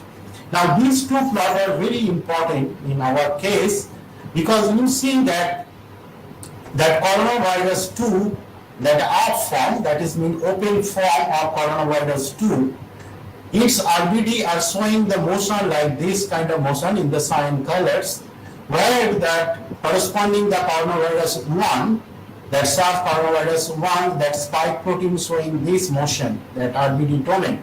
So you can see that difference in the motion, collective motion of that two proteins. So whatever changes is happening that have an effect on the dynamics of the spike protein. So you can see when the COP2 having that tip, then the COP1 having the dip point here. So this kind of antiphase kind of situation that can be observed here. Now when the RBD is bound with the ACE2, they will find that very little difference between the SARS coronavirus 1 and SARS coronavirus 2. But there is difference because that SARS coronavirus 2, you can see the little faster compared to the SARS coronavirus 1. Now we interested to know, that earlier two result, I combine these two, we find that RBD of the SARS coronavirus 2 in many ways, for example, that static difference, also the dynamic characteristic of SARS coronavirus 2 RBD domain is different from the SARS coronavirus 1. But what is the functional significance of these differences? That meaning is that how the difference of the RBD is going to affect the interaction between the RBD and the receptor protein ACE2. So you can see this is the interaction between the RBD and ACE2. This is for the SARS coronavirus 1. And this in the right hand side, it is showing the interaction between the RBD and then RBD of SARS coronavirus 2 and the ACE2 receptor of the human host cell. So apparently you don't find much differences, but if you look much more carefully in the below side, you can see that there are a lot of differences in the distribution, the way the residues are interacting to each other. There are many differences we can observe, okay? So here we see the differences. Here some interaction. So this interaction, that distribution that has been changes. The major changes we observe these two interaction. You can see this and this. This is you see red color is correspond to this one, and pink color correspond to the RBD part.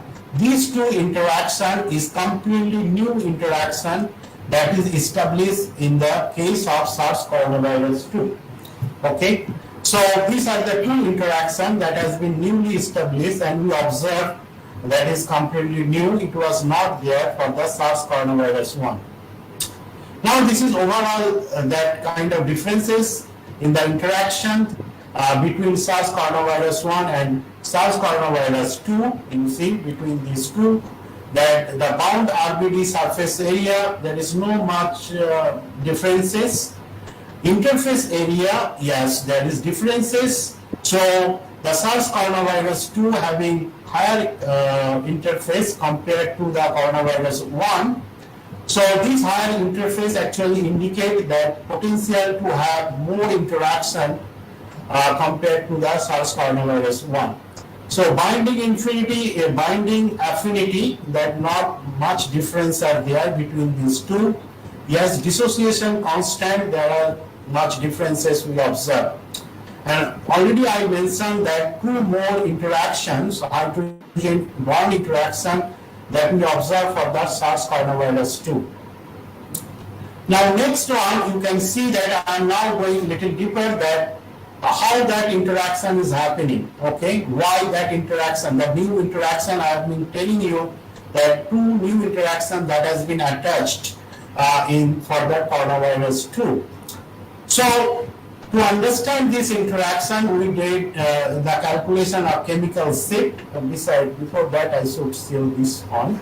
So this is the chemical shift calculation, and the difference of the chemical shift between the coronavirus 1 and coronavirus 2. This is the delta value, ppm value for that RBD region only. Okay. So you can see the certain peak, very abnormal peak we can observe, for example here and here, and we find that that peak actually correspond to that this kind of interaction, the new interactions. So peak in that chemical shift difference actually correspond to the substitution. So this actually the gradient, you can see this is a high. High means there is a substitution of the residue and there is a higher chemical shift value, and this higher chemical shift value differences, chemical shift differences indicating that establishment of that interaction. So the substitution, what is there in the RBD, that actually that substitution is favoring that interaction with that receptor ACU2. So now another question that we are getting that more closer interaction of the RBD and the receptor protein ACE2. Okay, so this is more closer interaction that many way we seen that one much closer interaction between this ACE2 and the RBD. Okay, so even though there is close interaction, but what will be the functional significance in the next step of that process of the viral entry? What will be impact of these close interactions? So step by step we are going into that problem.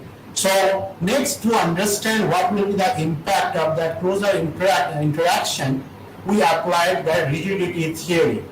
So this is actually very much engineering concept, and engineers they use this theory to understand the structural stability of some physical object. So I now want to give certain example. This is a geometric set. For example, this is a triangle, and if you look this triangle from the graph point of view, it has three nodes, A, B, or C. Suppose that is three nodes, and these three nodes are connected by the edge. Suppose that this edge remain constant. All the time that edge remain to be constant, the distance between the node that remain to be constant across the different perturbation or different dynamics. Now assume that kind of condition. Now you imagine the situation, you perturb this node, one of this node out of these three. If you perturb this node, what kind of deformation in two dimensions can take place for this whole object, that is triangle? Is there any changes in the distance between node? Is there will be any change? So for the triangular shape, if you perturb this node, because these edges are fixed, so there will be no further change. So this is why this object or triangular object considered to be very rigid in the two dimensions. So this is called rigid shape in two dimensions. Think about this rectangle. So rectangle has four different nodes, 1, 2, 3, 4. And now you see that if I give a perturbation, I'm shifting this node from this position to this position, then the structure will change. That will be just inclined, no more that will be rectangle, this is going to be parallelogram. So now in that case parallelogram, the distance among all these nodes not remain fixed anymore. For example here, if you just change this one, what will be the distance between this node and this node? The diagonal portion. You can see that diagonal in this case, that has been the distance between change if you have a perturbation or shifting of this node. So that's why this structure is not rigid structure. But you can make this structure rigid structure by putting a diagonal here. If you put a edge here, then you can see if you now give a perturbation here, then none of that node can change its distance from one another. So all that from here to here distance, here to here, and all the distances between the nodes remain fixed. That means that this structure becoming rigid after adding this diagonal. Now you can add more one diagonal, means it becoming more rigid? No. This is called redundant edge, because after adding this edge, there will be no further effect on the structure because it already rigid. The more rigid, that is, there is no meaning of more rigid, but you don't need to add this diagonal. That one diagonal is enough, or minimum one diagonal is required to make that rectangular structure rigid structure. But this analysis or rigidity analysis, that is essentially depend on the dimension. Okay, so if you raise that dimension from 2 dimension to 3 dimension, as I mentioned, this structure is a rigid structure in 2 dimension, but in 3 dimension, one perturbation that is possible is folding this one. Across this diagonal, you can fold this rectangle, and if you fold this rectangle, you can see the distance between this edge and this node that has been changed. Because the distance between the node that changed, so this structure is not any more rigid structure in the 3 dimension. So you can see that rigidity analysis is dimension dependent. So dimension playing the very, very important role. And now you see, if we increase the nodes, how many nodes are there if you think that biomolecule from graph point of view, there will be thousands of nodes and thousands of edges, how this analysis can be carried out from the point of view of biomolecule. So this is the famous theorem that is called molecular theorem that actually describes how this rigidity theory, that just I'm giving a graph-based rigidity theory. This is the graph-based rigidity theory, how that can be applied for the biomolecule. So they established this theorem giving a very nice criteria, that is the number of edge, based on the number of edge and the vertices. So if this criteria is satisfied, we can say that this molecular structure are rigid structure. But still there are a lot of problems, because again that counting of the vertex and the counting of the edge is not very much easy. Understood? Because it is a very big biomolecule. Okay, thousands of atoms are there. In that case, the counting of edge and the vertices, very straightforward way, will not give you the answer about the rigidity. So to handle that rigidity case, there are famous People-Game algorithm that has been designed. So People-Game algorithm allow you to identify that the rigid part of the biomolecule as well as the not rigid part of the biomolecule. So I'm not describing here, very simple algorithm, not very complicated. That is, the people means this algorithm depends on the counting of degree of freedom rather than number of nodes. It is considering the concept of degree of freedom in the physical science. For example, any object, solid object having the 6 degree of freedom, 3 rotation and 3 transition.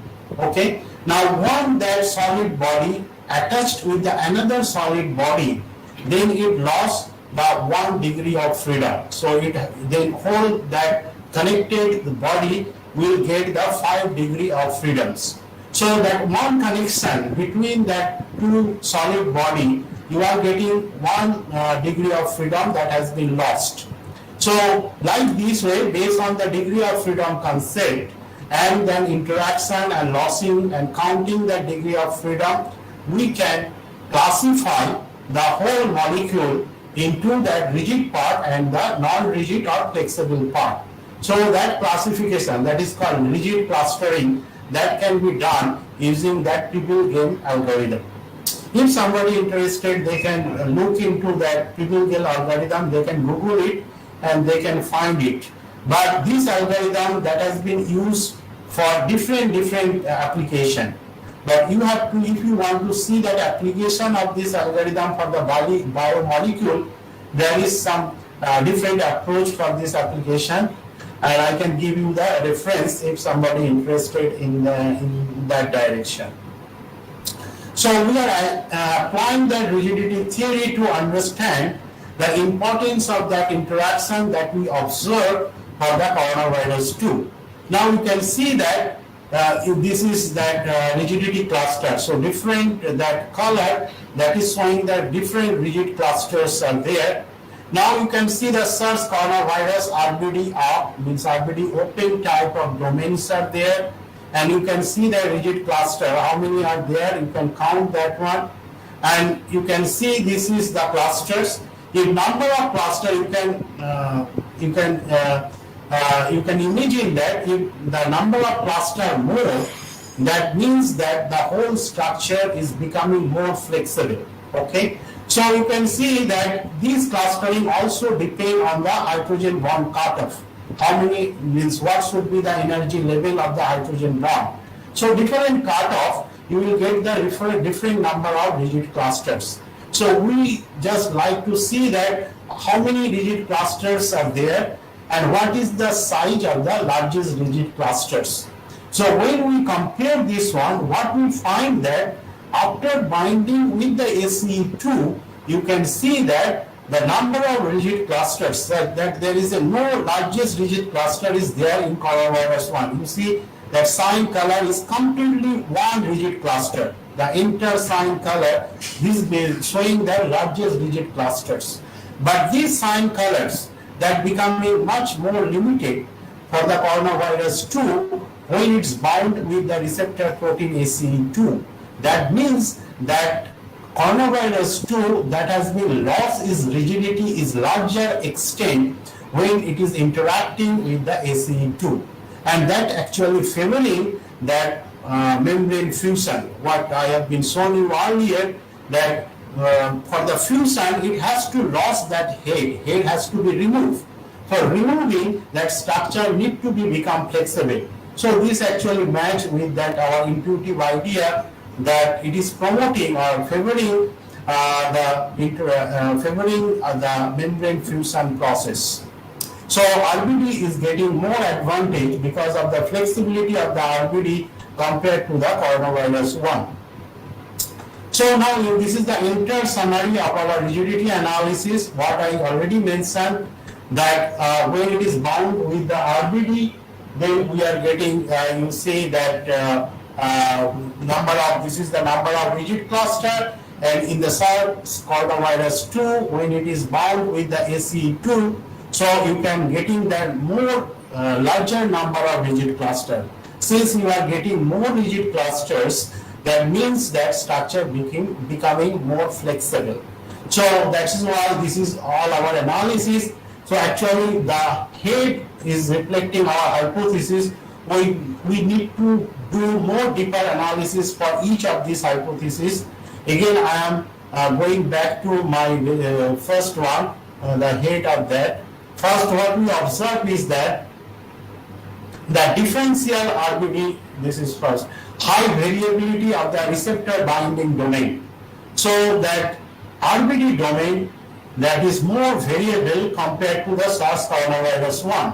This is our first hypothesis, and we have been trying to supply the evidence in support of this hypothesis. So you can see that this bioinformatics analysis showing that yes, that is the case, that RBD domain of coronavirus 2 will be more highly variable. So, and this normal mode analysis showing that differential RBD motion between the SARS coronavirus 1 and SARS coronavirus 2. So this is the result of normal mode analysis. And what is the consequence of that differential RBD motion? It is making the interaction between the ACE2 more tight. So SARS coronavirus 2 having more tight interaction compared to the SARS coronavirus 1 with the receptor protein ACE2.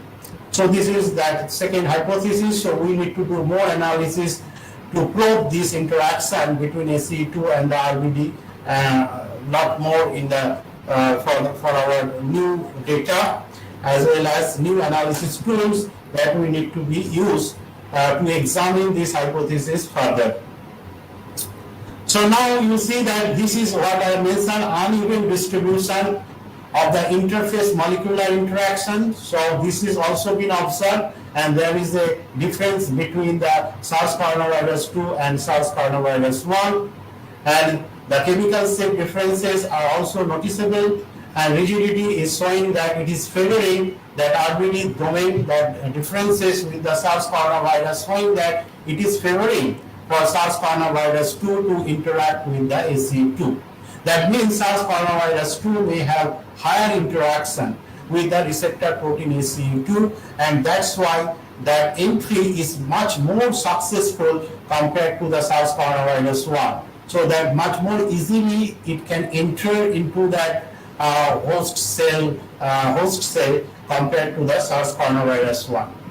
So here now I want to stop and expect some question from the audience.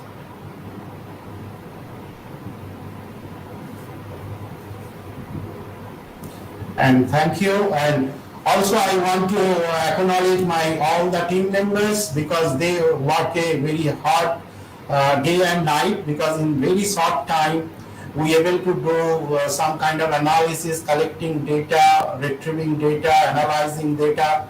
So I especially acknowledge Somen Bera. He is my research scholar. And Somen Bera just completed PhD under my supervision, and he is accepting a postdoctoral offer from University of Tennessee.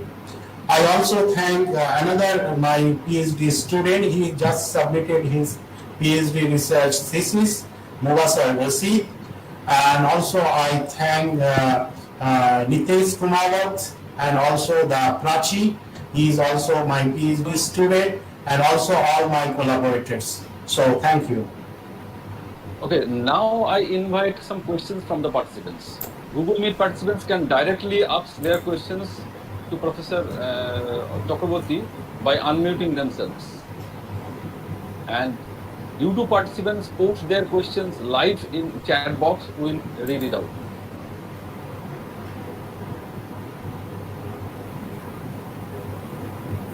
Participants directly with themselves or by typing their questions in chat box. Hello, sir. I'm Shashwato. Yes, so I have a question, and I think participants would gradually. So regarding yes, Manavda, please continue. Okay, sir. You can. There is one important announcement for the participants. We have posted the feedback link in chat box, Google Meet chat box as well. I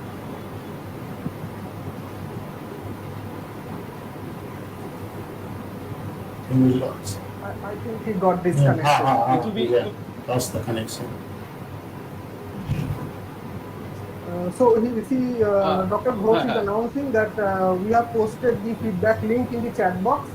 So participants can please fill it up. It will remain active till 3 p.m. today. The link will remain active till 3 p.m. today. Yes. Sir, I'll ask my question.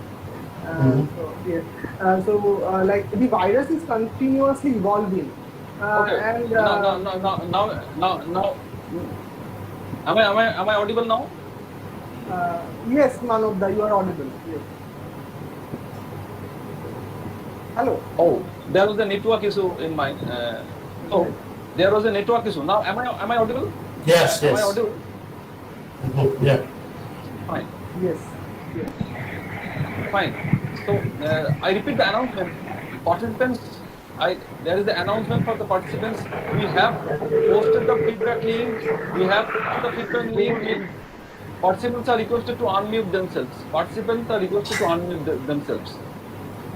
We have already posted the feedback link in Google Meet and Google Meet chat box and in description box of YouTube. Participants can fill up the feedback link up to 3 p.m. to get the e-certificate. So after ending this meeting also, they can find the feedback link in YouTube description box. Okay. Now I invite again some questions from the participants. Okay, so Manavda, I was going to ask a question and waiting for the participants to post. You can ask. Yes. So, sir, like as the virus is continuously evolving, and that we know that after a few days a new strain might appear.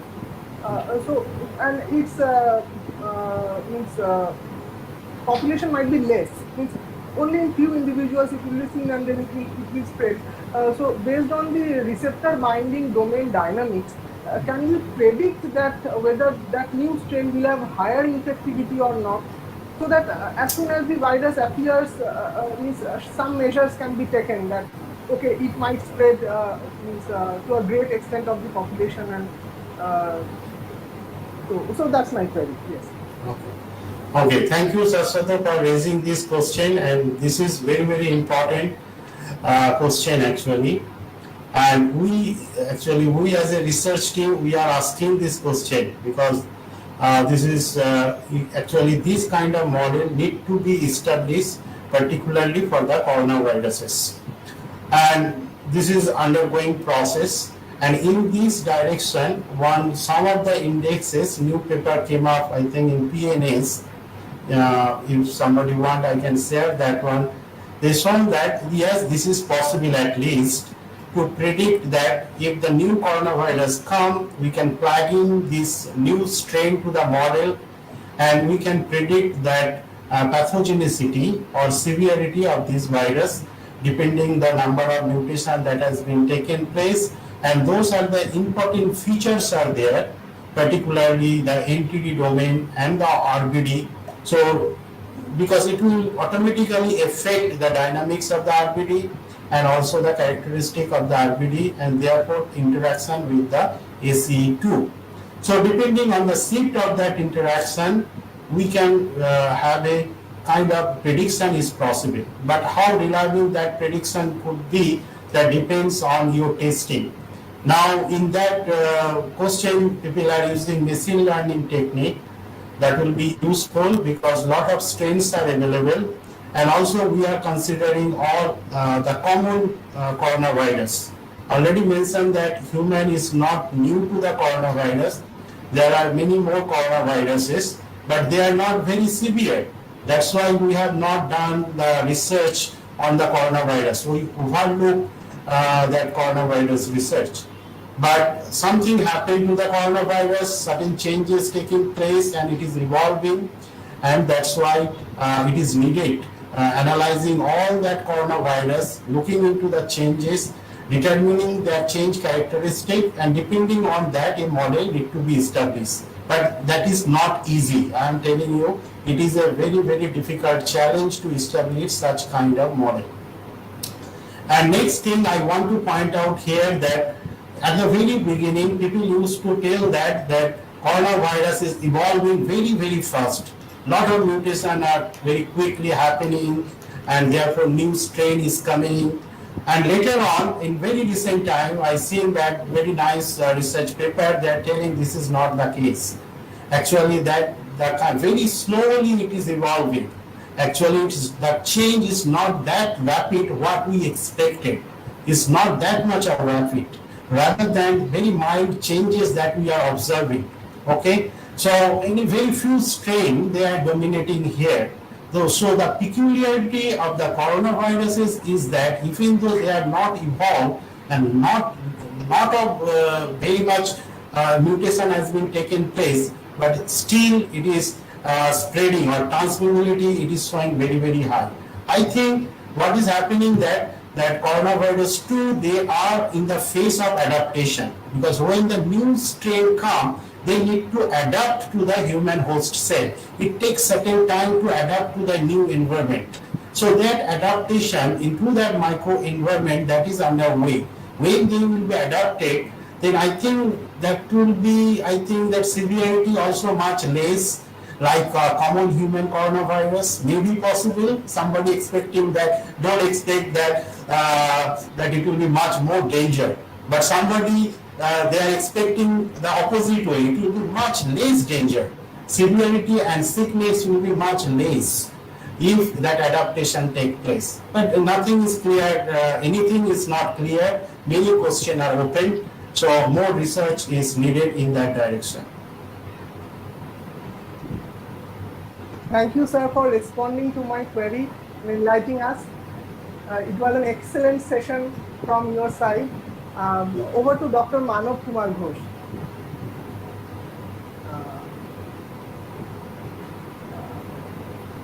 Thank you. So we are now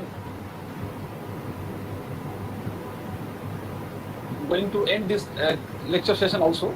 So formally, I thank Professor Chakraborty for enlightening us on source and variations of COVID-19 virus using such an excellent presentation. As a researcher in mathematics, personally, I also get motivations from his diversified research area and strong research network. I believe the presentation will help us to get an idea how fundamental respect of the current scenario. And must say that I am grateful to him for his kind assistance in organizing this webinar. Thank you, Professor Chakraborty.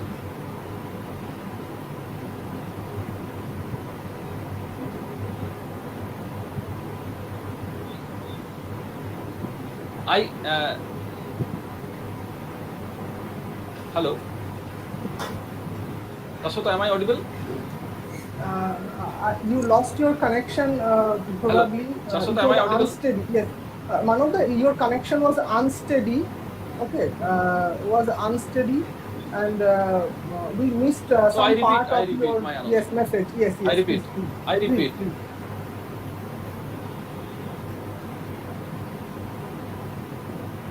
Now,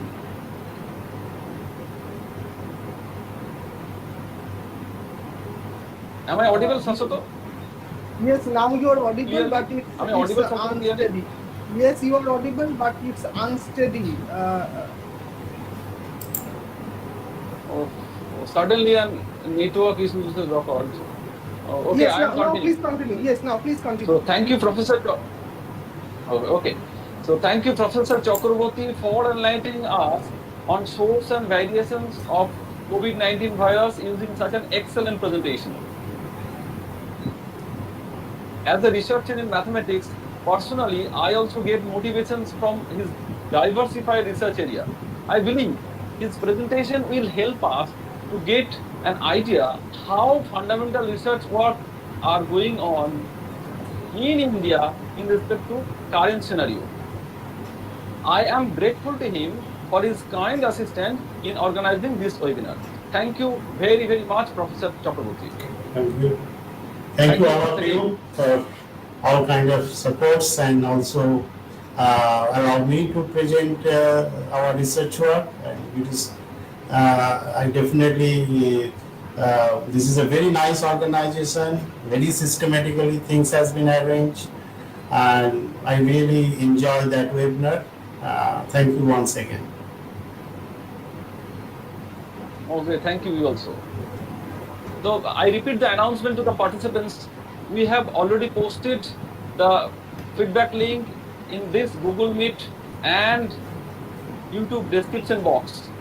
Participants can download, can fill up the feedback link after ending this meeting also by searching the link in YouTube chat box, YouTube description box, and the feedback link will remain active up to 3 p.m. Please fill up the feedback form within the stipulated time to get the e-certificates. We will not mail the feedback link to the participants. I repeat, we will not mail the feedback link to the participants. Please find the feedback link in YouTube description box. So with this, we are going to finish our lecture sessions. Am I audible? Is it okay? Yes. So now I am going to finish this webinar, today's webinar, by giving vote of thanks formally. Tasato, am I audible clearly? Am I audible? Yes, Okay, thank you. I hope participants have benefited and enjoyed much from this two-day international webinar on mathematics. I must thank them for their interest and enthusiasm. I express my sincere thanks to all the speakers for their kind support in organizing this webinar. I am grateful to our principal, Madam Dr. Runudas, for her moral support and constant encouragement. My sincere gratitude to Professor Ashok Prasun Chattopadhyay, President Governing Body of our college, from whom we always get inspiration for all sort of academic activities. I am thankful to Dr. Gopal Krishna Ganguly, senior faculty member of our department as well as our college, for acting as our guardian. My special thanks to our team member, Mr. James Dinakaran Narjirani and Rahul Kaur and Samim Ahmed for their sincere efforts in smooth live streaming of the entire event in YouTube platform. I appreciate Shagota Das and Ananya Banerjee for their sincere efforts. It would not have been possible to organize this webinar without the tremendous hard work of my colleague Dr. Shashwat Mukherjee. I am thankful to Sri Indrajit Bandyopadhyay, Coordinator IQAC, Sri Dr. Shubhranshu Taron, Member IQAC, and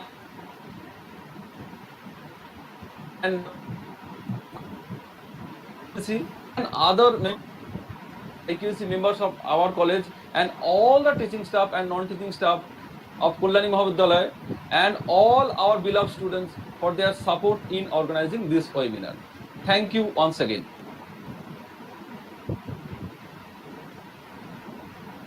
Thank you, Dr. Ghosh, for delivering the vote of thanks. And it is my duty to thank Dr. Ghosh because he has been meticulous in checking each and every detail of this webinar so that we can run it smoothly. He instructed us each and every time with all the details being very specific. So thanks a lot to Dr. Manav Kumar Ghosh, convener of this event, for arranging this webinar for the participants and largely to the student community and the faculty members. The event is now closed. I would request the participants to please delink themselves from the platform. The meeting is now closed. I would request the participants to please delink themselves from the platform.